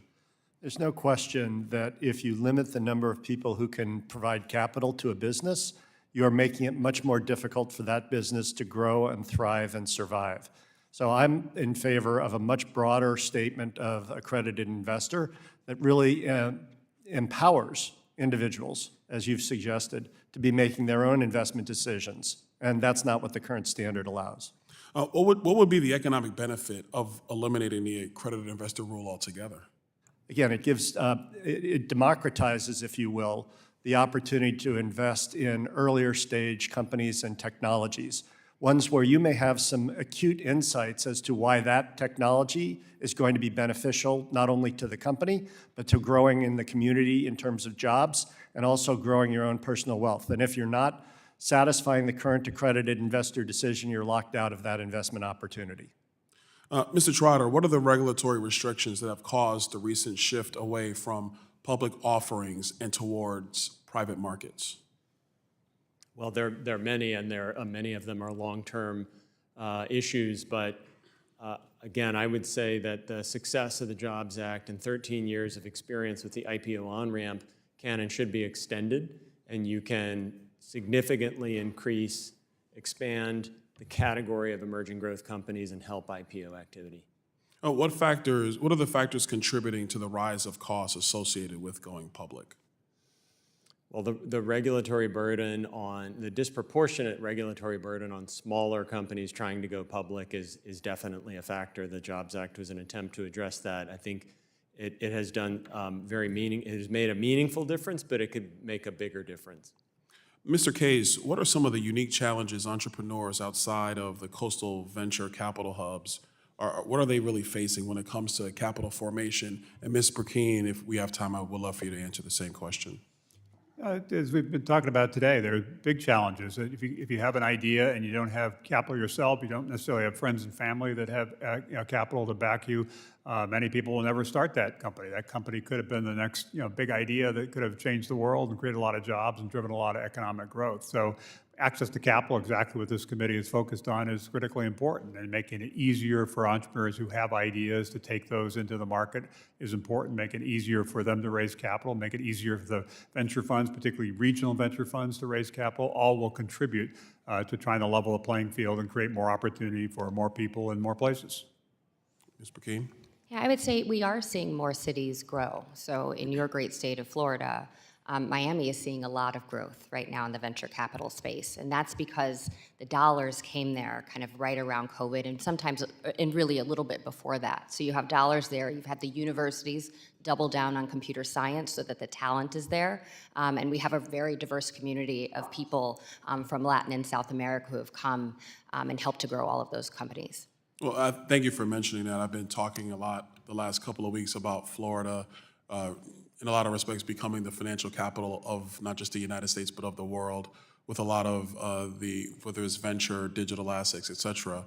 But the one thing I'd be remiss in not pointing out is that it's going to be critical for the future of our economy and our nation that people who are at the bottom end of the economic ladder have real opportunities to invest in some of these fledgling companies.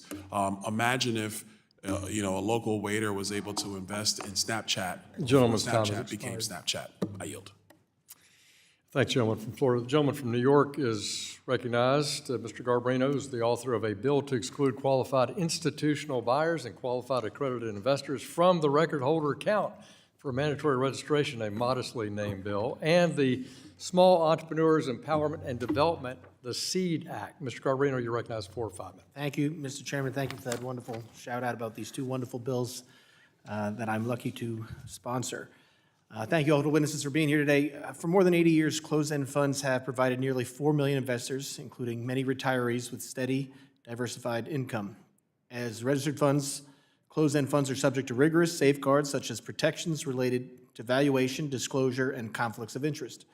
Thanks to Chair Wagner's leadership, the Bipartisan Increasing Investor Opportunities Act would allow retail investors to easily access a more diversified pool of private investments through strong protections of a registered fund. Mr. Trotter, do you believe that closed-end funds could be a viable option for retail investors looking to increase access to private investments? Yes, I believe they could. Why? I would support more open access to retail investors generally on different products. Wonderful. All right, great. Thank you. As fewer companies go public, there have become fewer investment opportunities for most Americans. In recent memory, alternative investments have shown value by facilitating capital formation and helping provide more uniform investment returns for individual investors. I asked this exact same question at a cap market subcommittee hearing last month, and I'm going to ask it again because I think it's important to get it on record. Mr. Case, can you speak to what role alternative investments can play in capital formation? Well, first of all, on a personal note, I agree with the nature of your question. When I took my company, America Online, public in 1992, we raised $10 million, and the value of the company that day was $70 million. And that's why most companies were able to access the growth capital they needed. Because of the growth of the capital markets and more late-stage capital being available, as well as some of the challenges of going public and being public, that doesn't happen anymore. And so as a result, the people who saw that my company go from $70 million in value at its peak, $160 billion, those were retail investors who got the benefit of it. They've been deprived of that for most of the innovation companies that exist today. So figuring out ways to get companies on that path to being a public company. If they choose to, some prefer staying private because they can take a longer-term strategy, and some have access to that late-stage growth capital. But the ones who want to go public, we need to make it just a little bit easier for them to do it, a little less burdensome, a little less costly. So that was my next question. You would agree that regulatory modernization is necessary to provide greater options to qualified and accredited investors and just the public? Absolutely.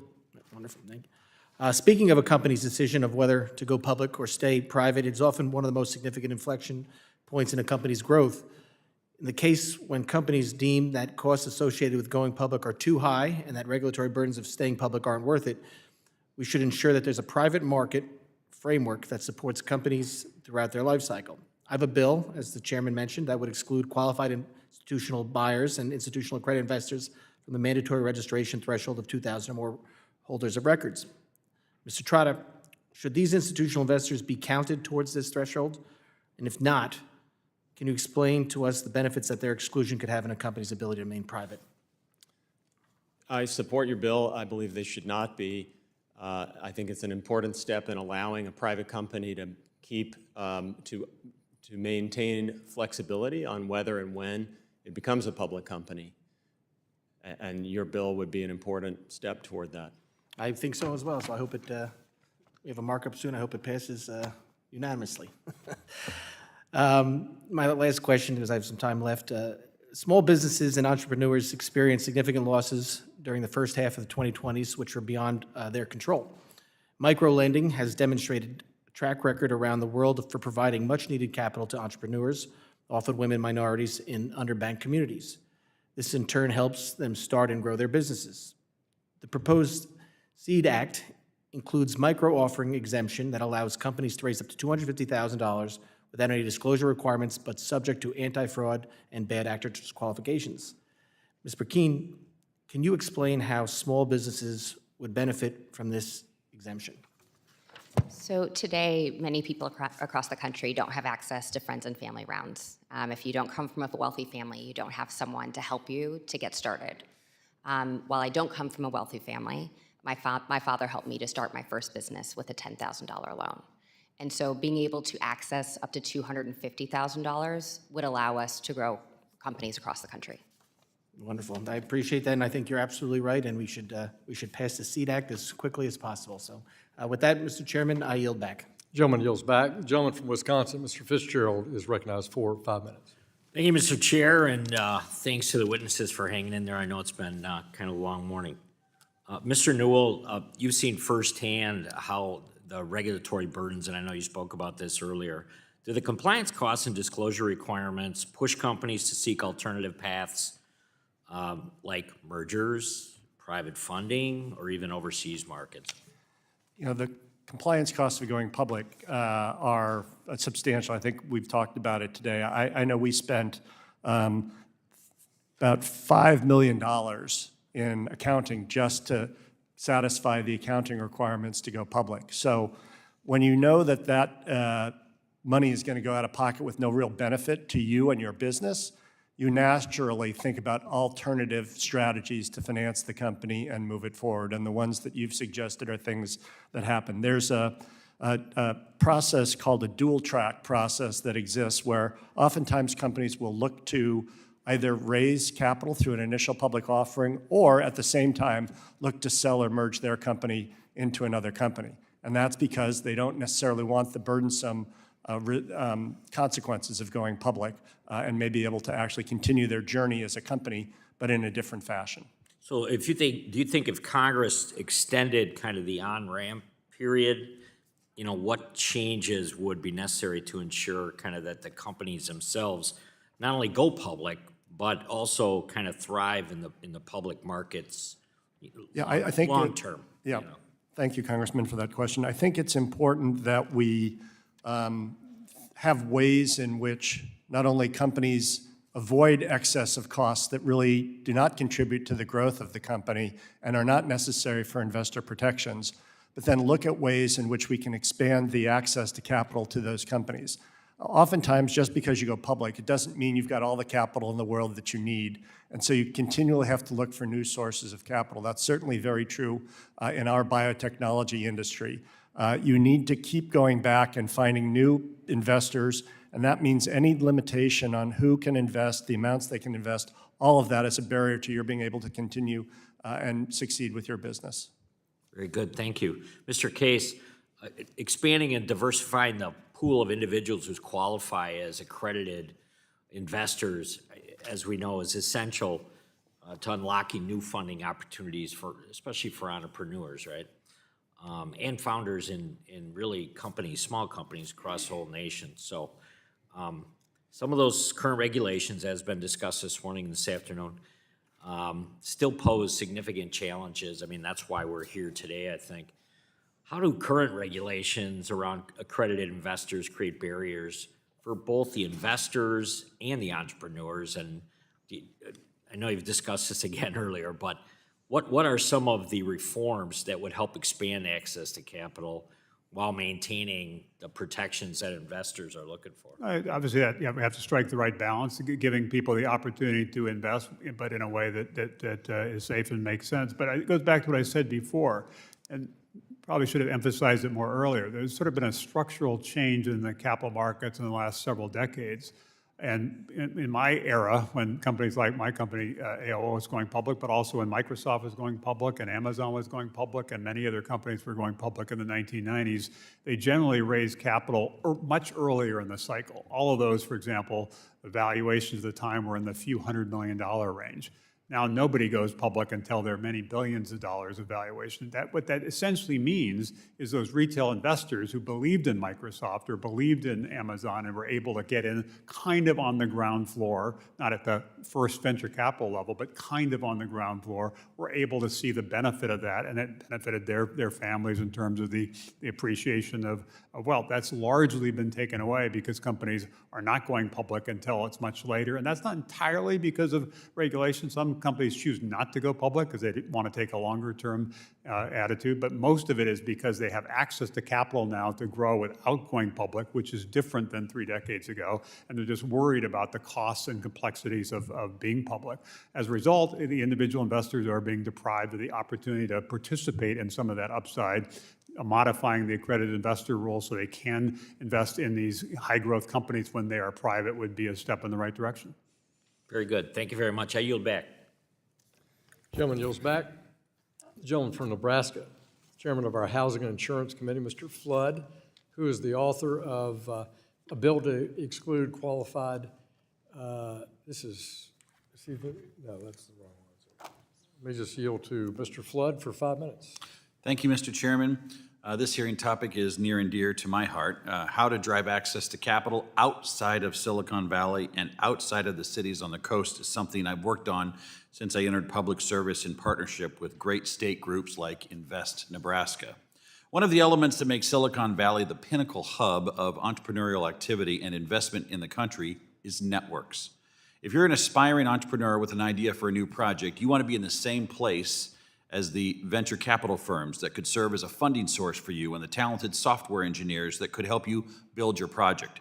In other words, a good hub provides both the capital and the labor to make that dream a possibility.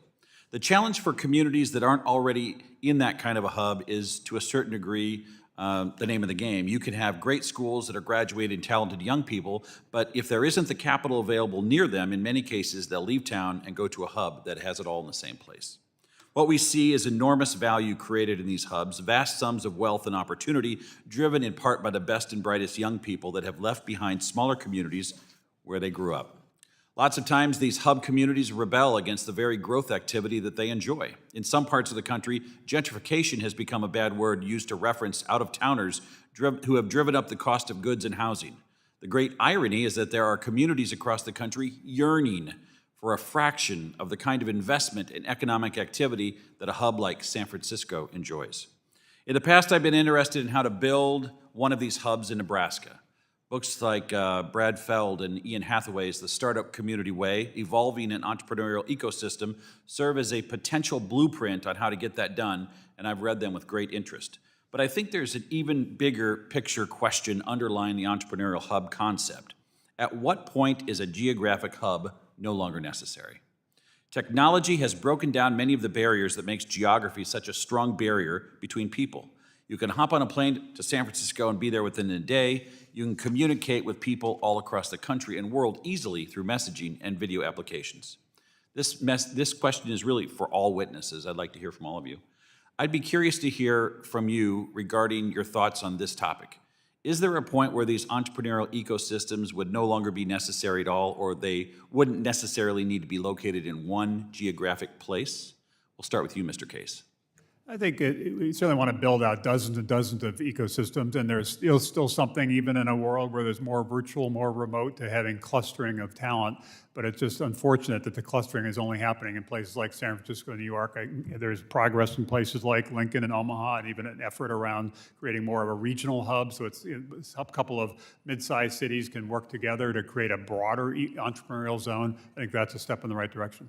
I would add that Lincoln, Nebraska, which is the largest city in my district, has seen some success here, but building upon that success is really the question. Mr. Newell. You know, the thing that I learned in the pandemic was that it was difficult to get the richness of ideas by remote linking to people. There's something valuable about being able to meet a friend at a coffee shop and talk about an idea with them that you can't replace with a Zoom meeting. Now, Zoom meetings can be necessary supplements to it, but I do think the success of the Silicon Valley, Boston, San Diego, other communities has to do with the proximity of people, and that's an important thing that we need to remember. We lost it in the pandemic, and thank God it's coming back. Yeah, the critical mass is necessary. I would say that, 10 years ago when I got into the tech community, Steve brought the bus through Cincinnati, and at that point, our network really exploded, and we understood what the playbook looked like. And so I think it's necessary as we kind of build out innovation hubs, as you're saying, in Nebraska. We're doing that in Ohio with innovation hubs in our kind of 3C cities. And the critical mass and us being next to each other is important. Thank you. I agree with all these comments. You're never going to replace face-to-face interactions, but I also think that technology changes things and makes it more efficient. Yeah, I'm excited. We have Innovate Alabama, much like Invest Nebraska, and our state has innovation hubs across the state, and we reach all geographic regions of our state. I think it's critically important we have economic incentives and non-economic incentives, and having people collaborate is a key to prospering our Alabamians. I mean, our community wants to invest in Alabama. We have attractive geographic, incentives, the beaches, the coast, so we highlight that, and we're excited about bringing entrepreneurs into the state, and I think you guys are in a unique position to be able to go back to your states and help prosper them through those economic hubs. They're a big success in Alabama. I would be remiss if I didn't also recognize Little Rock, thanks to our chairman and his efforts at innovation and growing jobs and entrepreneurial activity. With that, I yield back. Gentleman yields back. Chair recognizes from New York, Mr. Lawler, the Vice Chair for Communications of the committee, and also the author of the Helping Angels Lead Our Startups Halos Act. Mr. Lawler, you're recognized for 5 minutes. Thank you, Mr. Chairman. Small businesses are now facing these turbulent economic times, having to contend with many regulations that the previous administration put into place, which could stifle economic growth, prevent entrepreneurs from achieving their full potential, and frankly, prevent folks from living out their American dream. Entrepreneurs and small businesses drive the American economy. In 2019, the Small Business Administration calculated that close to 44% of our GDP was a result of small businesses. We should be doing everything we can to promote investment, promote entrepreneurship, and foster small business growth, whether it be cutting red tape, providing additional access to capital, or simply getting government out of the way of entrepreneurship. And that's why I introduced the Helping Angels Lead Our Startups Act, or the HALOS Act, last Congress, and reintroduced it again. The HALOS Act will promote access to investment capital for small companies and ensure that startups can continue to generate interest and connect with investors. It will do this by ensuring that demo days, pitch competitions, and community economic development events where there is no specific investment offering are not considered general solicitation under Reg D. In doing so, companies will be able to engage with a wider audience of investors and spread word of the products and services that they can offer to help develop a thriving and diverse economy.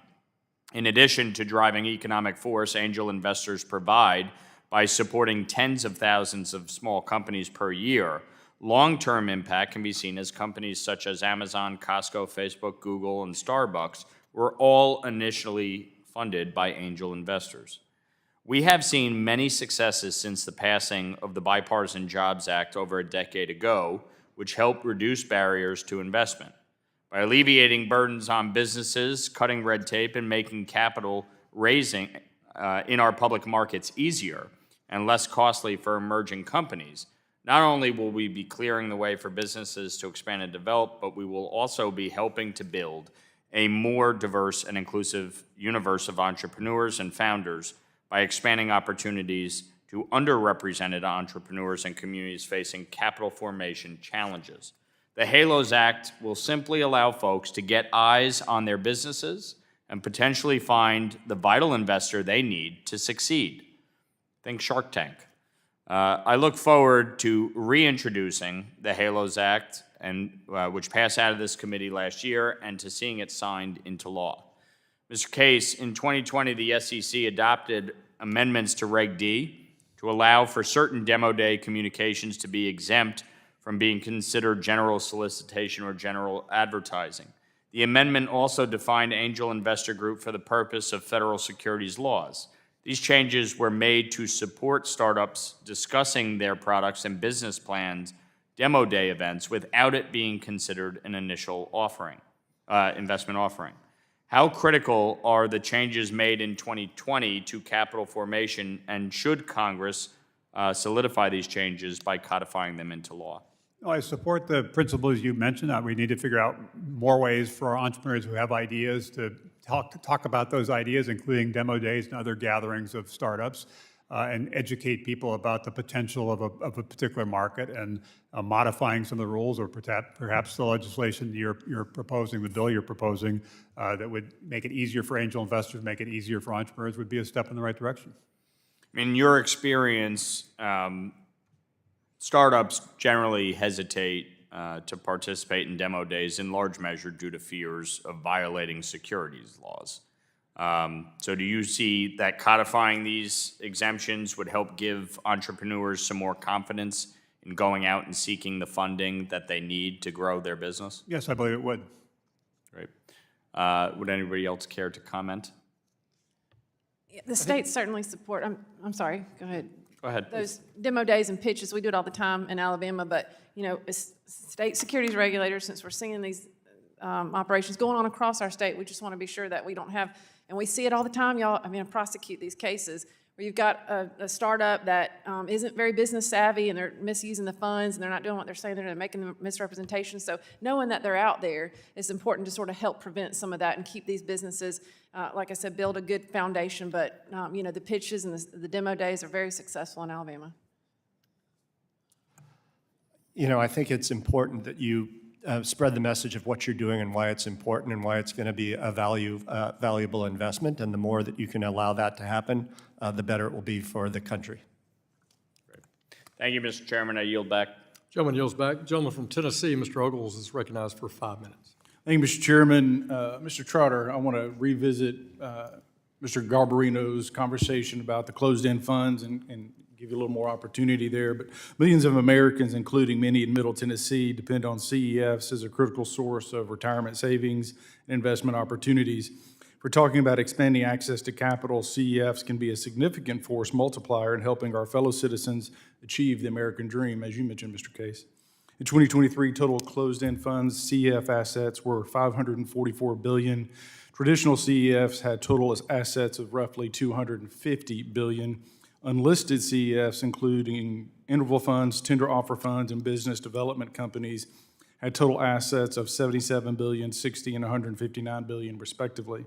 Unfortunately, the SEC maintains that a closed-end fund should hold no more than 15% of its asset in private funds, and that if a closed-end fund exceeds this amount, the CEF should offer its share to accredited investors, which, as many of my colleagues have noted, is in desperate need of definition upgrade. In the case of CEFs, candidly, there are a few investment vehicles that have more robust investor protections, including investment advisors, directors, extensive disclosures, reporting requirements, et cetera. So, Mr. Trotter, in your view, given these protections, is it a worthwhile trade-off to maintain the SEC staff position, limiting private fund investments to 15% of a CEF's assets? Why or why not? Well, I think you're putting your finger on, 15% is a little arbitrary. It's a staff position. I think it makes sense to broaden that. Well, and I think there's the opportunity when you have a fund, they can analyze their own risk, protocols and tolerance, quite frankly.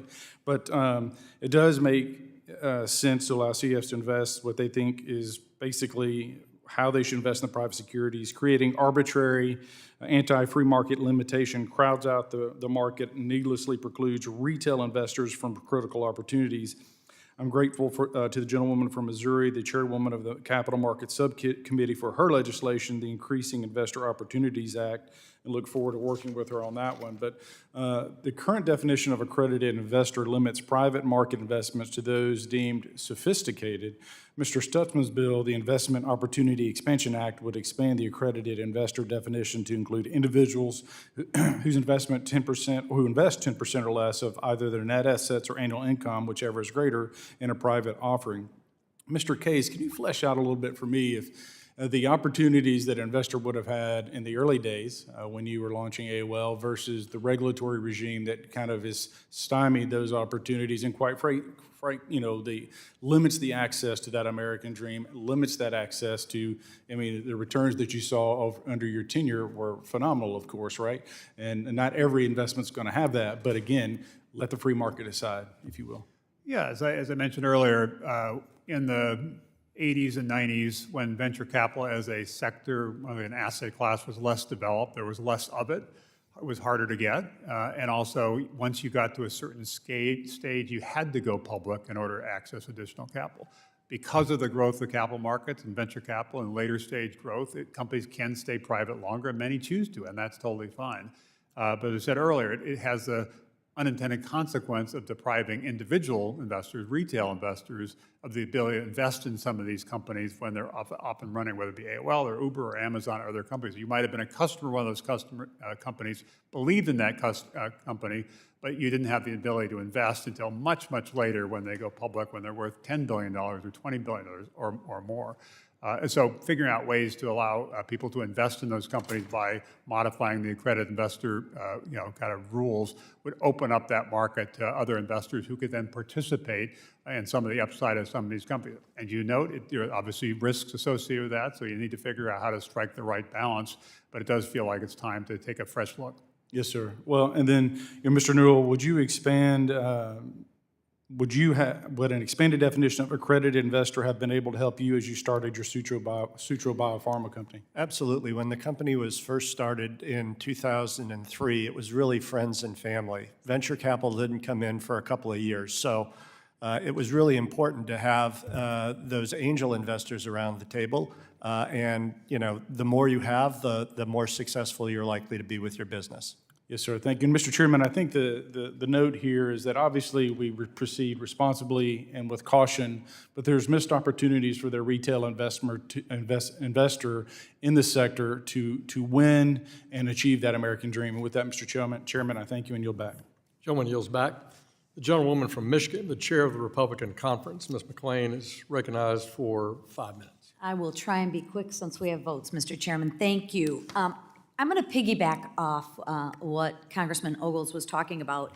Ms. Brackeen, what variables other than wealth and income do you think we should consider when expanding the accredited investor definition? And look at it both from both the investor end and the entrepreneurial end? I would say there's probably two areas that you could look at. Experience would be one of them. Experience in investing. So have you had 5 years of experience? Is that what you're Not saying? necessarily in investing, but really in different markets. So there could be someone who studied chemistry or biology in college and deeply understands biotech. They have experience in that space. So experience and education could be the way, could be another way to expand that. And I don't want to put words in your mouth, but I want to make sure I understand. So experience maybe in the sector. In the sector. Okay. Thank you. And anything else? I wouldn't want to limit it any more than it already is. I think the point of this is to agree. expand it so that capital isn't constricted as much as it is right now. I agree. Mr. Case, I'd like to hear your opinion on that as well. I agree that sector expertise it helps. Also having some investor expertise, understanding the complexities of these securities and what happens with follow-on rounds, I think is important. A number of the proposals that require some level of education, maybe passing some kind of test would be a step in that right direction.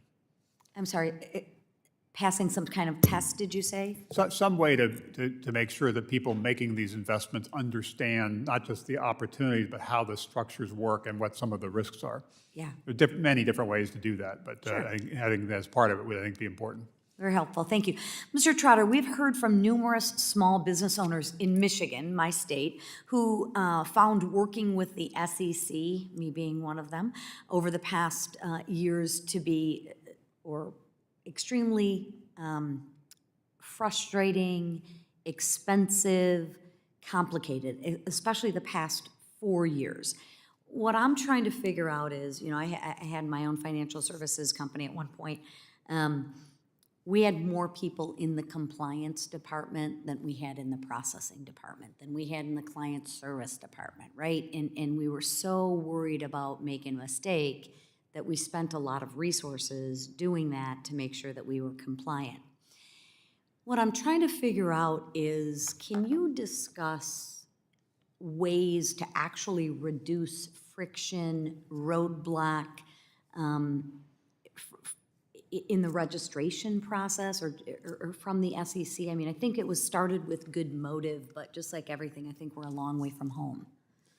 We've talked about a lot of those ideas. I mean, you have sponsored a bill that would be very helpful in that regard. It doesn't necessarily affect every single company going public, but many companies going public will run into a problem with their auditor independence. And there are private company auditor independence rules that apply to pre-IPO companies, and then the PCAOB and SEC rules are much more rigorous and demanding, and your bill would be very helpful for companies like that I just want to make sure I get you on record. You'd be in support of that. You think that's a good idea? Yes, it's a great idea. Thank you. No, I mean, it is important, and I think we all have good intentions when we put these regulatory bodies together, right? We want to provide guardrails, but at some point, they just grow so big and they get so overwhelming that they actually begin to do the opposite, and they have the opposite effect for both the companies and the investors that we've talked about. So with that, Mr. Chairman, we have votes. I'm going to yield back. Thank you all for your time. Gentlewoman yields back. Pursuant to the previous order, the chair declares the committee in recess, subject to the call of the chair. We will reconvene immediately following the last vote in this series of floor votes, so the committee stands in recess.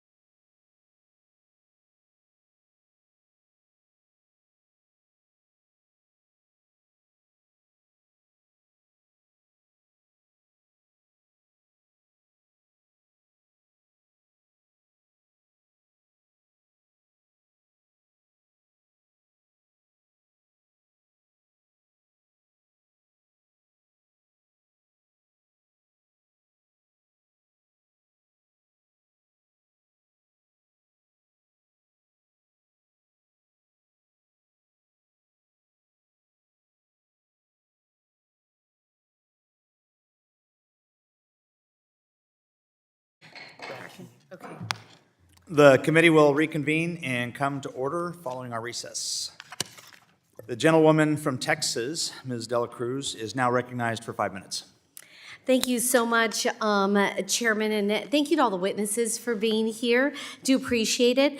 Texas has homes to over, or is home to over 3.3 million small businesses and is a destination for businesses of all sizes.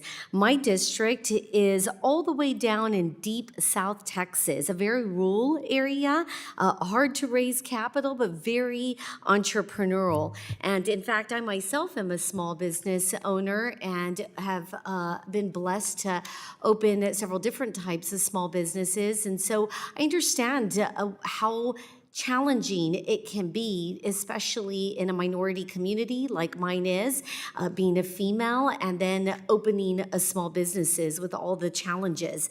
My question is directed to Mr. Brackeen. What are some of the issues startups face when they are located in more rural districts like mine? Good afternoon, and thank you, Congresswoman. So I would say it depends on kind of the small rural region. So is it covered in the county? Does that county or city support economic development work? So is there educational programming available? So I think there are a lot of different things that people need beyond just capital. So if your region doesn't have kind of economic development work happening within it, you sometimes don't know how to access those things. So what is that center point within your community that can help you to grow and thrive as a business? Is that the SBA? Is that a SCORE mentor? Is that just someone who has set up a local innovation hub?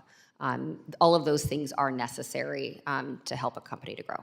Thank you so much. And you're Mrs. I'm sorry. That's okay. We're all moving fast. We are moving fast here. Thank you so much. I appreciate it. And you're absolutely right. As I said, I've been blessed to be a part of many different types of businesses, opening them by myself. And sometimes you just don't know where to start. And if you're not in a community that has a small business association or a university that has an SBA area that can help you, then you can feel quite lost and overwhelmed, right? And as a small business owner myself, like I said, sometimes with those challenges, especially the capital challenge, then they often close. What is the statistic? Do you know something like 50% of small business openings close within the first 3 years?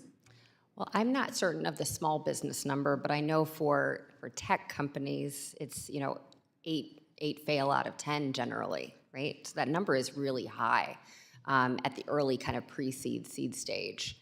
It's later where they start to grow, but I don't know that small business number. 8 out of 10 is very high. What do you think some of the steps for Congress or that Congress could take in order to assist?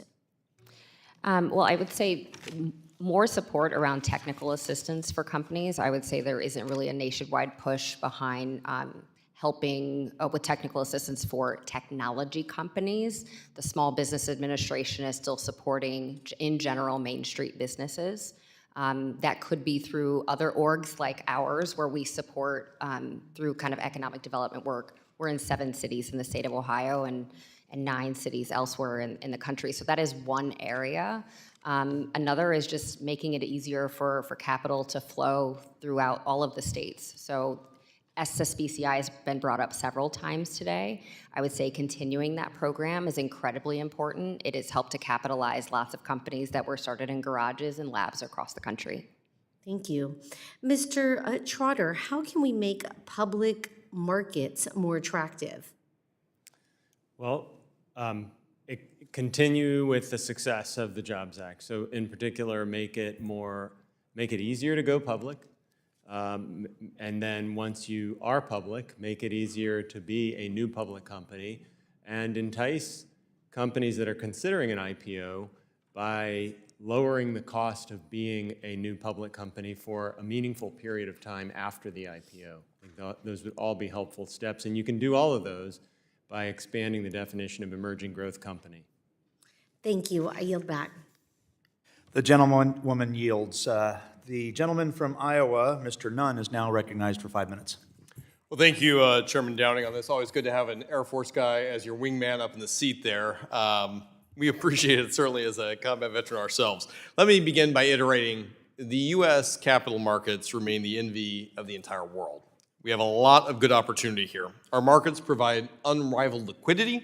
They have transparency, competition, rule of law, which help millions of Americans, including millions right in my home state of Iowa.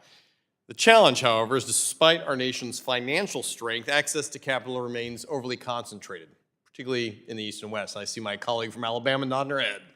This is the reality. Last year alone, 33,000 new small businesses launched in Iowa, but our markets still fail to reflect their growth. Imagine the economic power if we were able to bring more of this capital to the heart of the heartland. Now, Ms. Brackeen, excuse me, you're an Ohio gal. You recognize this firsthand.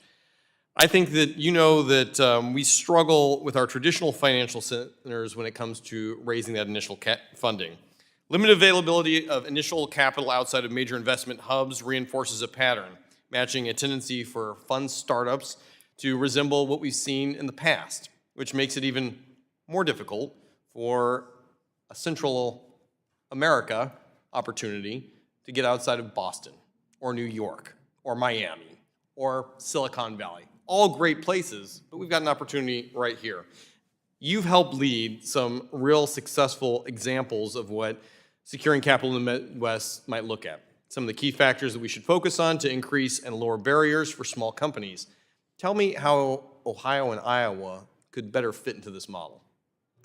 I think we need to look a little bit at the model that you see on the coast, but we also need to fit it to ourselves, right? I would say in the Midwest, we are more thoughtful about the way that we spend money.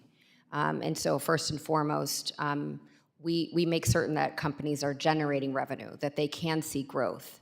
And we can really build our own model. So earlier today, I talked about Ohio Third Frontier and Jobs Ohio. Those are the ways that we are capitalizing our businesses and putting Ohio companies first. I think Iowa could definitely do the same thing, and you're seeing that across the country, and those things work quite well. Ken, I couldn't agree with you more, and I think you're right. There's a model we can use on both sides of this. As we look at the lack of small businesses in our public markets now, they're deprived of the investing opportunities to invest in high-growth companies, primarily because they don't have the same opportunity. Have you seen opportunities for businesses in Ohio or other places to be able to capitalize on those high return yields? You know, that's not a question that I don't think I could answer, but Joel, do you want to take that one? All right, Mr. Trotter, she just teed it up for you, brother. Well, I don't have an easy answer to that question. I mean, my emphasis, again, is on improving capital formation by principally expanding the category of emerging growth company and expanding the well-known seasoned issuer definition. And I think all of the proposals before you are steps in the right direction. They all help facilitate capital formation and take down some of the barriers that are unnaturally inhibiting steps to grow capital and raise capital and help businesses grow. So, Mr. Trotter, on that example, I'll take you one step further. You know, the Jobs Act created the EGC designation, which is an example that grants certain smaller companies relief from specific disclosure compliance requirements for a limited period and helps ease their transition effectively into the public market.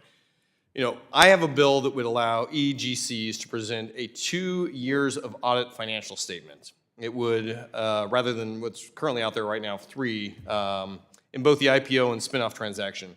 Is this an example of something that could help us get into the public market space? And if so, how? Yes, that's definitely a great example. So EGCs, when they go public, they can go public with 2 years. But there are these aberrational circumstances that your bill would address, where experience has shown that despite having gone public with 2 years, for whatever weird reason, they're required to present a 3rd year, and it makes no sense. And there's no easy path for relief for those companies. So, and addressing that scenario in a spinoff scenario, as well as a case where maybe a newly public emerging growth company has acquired another company and they have to come up with a third year of target financial statements. That makes no sense in those situations. So you're fixing parts of the rules where there's an extra burden that really shouldn't be there. Hopefully that's a good on-ramp. Mr. Chairman, thank you very much. I yield the remainder of my time. The gentleman yields. I now recognize myself for 5 minutes for questions. And first, without objection, I enter into the record a comment letter from the Institute for Portfolio Alternatives. So ordered. Montana is a very rural state. And according to the SBA, about more than 99% of Montana businesses are considered or classified as small businesses. And they employ a supermajority of the state, 67% of Montanans. I have a lot of experience dealing with the challenges of a startup, especially in a rural state. And this is mostly a comment. I really appreciate some of the comments that we've had on the unique challenges that rural startups face. But I'm going to start on something a little bit different. One of the issues that I've had in my career before politics is like the definition of accredited investors. It's something that that bugged me because it seemed like it disqualified a lot of Americans from being able to participate in alternatives. And it was a big problem for that. And so, Mr. Trotter, the markets to individuals with an annual income of at least $200,000 in net worth over $1 million. And the median income in Montana is about $71,000, with only 8% of households making $200,000 or more. And over 99% of U.S. companies are not publicly traded.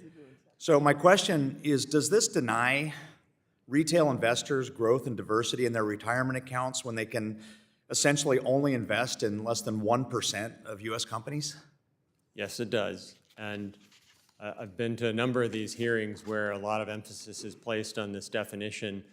It does seem like there's room for common sense expansion of the definition and to take a more permissive approach. Right. I've always struggled with the fact that you could have no experience and a lot of money and you're qualified, or you can have a lot of experience and not enough money and you're not qualified. And thank you for your answers there. So I'm going to go to Ms. Brackeen. So most VC funding, venture capital funding, is concentrated in California, Massachusetts, and New York. Again, struggled with this, trying to start a startup company outside of California. And we've discussed a lot today on how new challenges are needed to expand venture capital access to other states like Montana. The 2012 Jobs Act contains several provisions to make raising capital in private markets easier. So after the passage of the Jobs Act, did you see some venture capital funding going to other areas that would demonstrate the need for Congress to do more now? Yeah, so I will say that I have been in the tech industry specifically for the last 10 years. So some of that was before my time. Okay. However, I will state that SSBCI funding did get put into the state of Ohio, and it helped launch 3 major funds in our state, Cincy Tech, Rev 1, and Jumpstart. We have seen incredible economic development in our state because of that, and I think that states like yours and Montana could see the same if we continue those programs. Thank you. Shifting on to Mr. Newell. The U.S. has recorded several of its worst years on record for initial public offerings, as costs associated with going public have doubled since the 1990s. Costs are crazy. Gary Gensler, the former chair of the SEC, never proposed a single rulemaking to make raising capital easier. In fact, he pushed policies to make private markets less attractive, like adding costly regulatory requirements and disclosures on private funds. So can you explain why it's a bad idea to try to force companies to go public when they're not ready? The regulatory burden of becoming a public company is not insubstantial. The accounting costs that are required can run into the millions of dollars. And that's money that is not going to advancing your business. That's not money going to hire new employees. That is money going to satisfy accounting requirements that frankly are not right-sized for the business at that point in time. So it acts as a great deterrent, and I would say that you have to think carefully about going public. It's one of these, be careful what you wish for because you might get it. And there are a lot of things that if you're not well advised, you're going to discover that you now need to triple the size of your accounting force, your finance team, just to meet compliance requirements, when really that's not necessary for investor protection. There are other investor protections we have as well, and we've talked about a lot of them here today. Yeah. Well, thank you, and I thank all the witnesses for your time today. This has been very useful and informative. I yield my time. And I'd like to thank you all for your testimony, and without objection, all members will have 5 legislative days to submit additional written questions for the witnesses to chair. The questions will be forwarded to the witness for his response or her response. Witnesses, please respond no later than April 29th, 2025. And with that, this hearing is adjourned.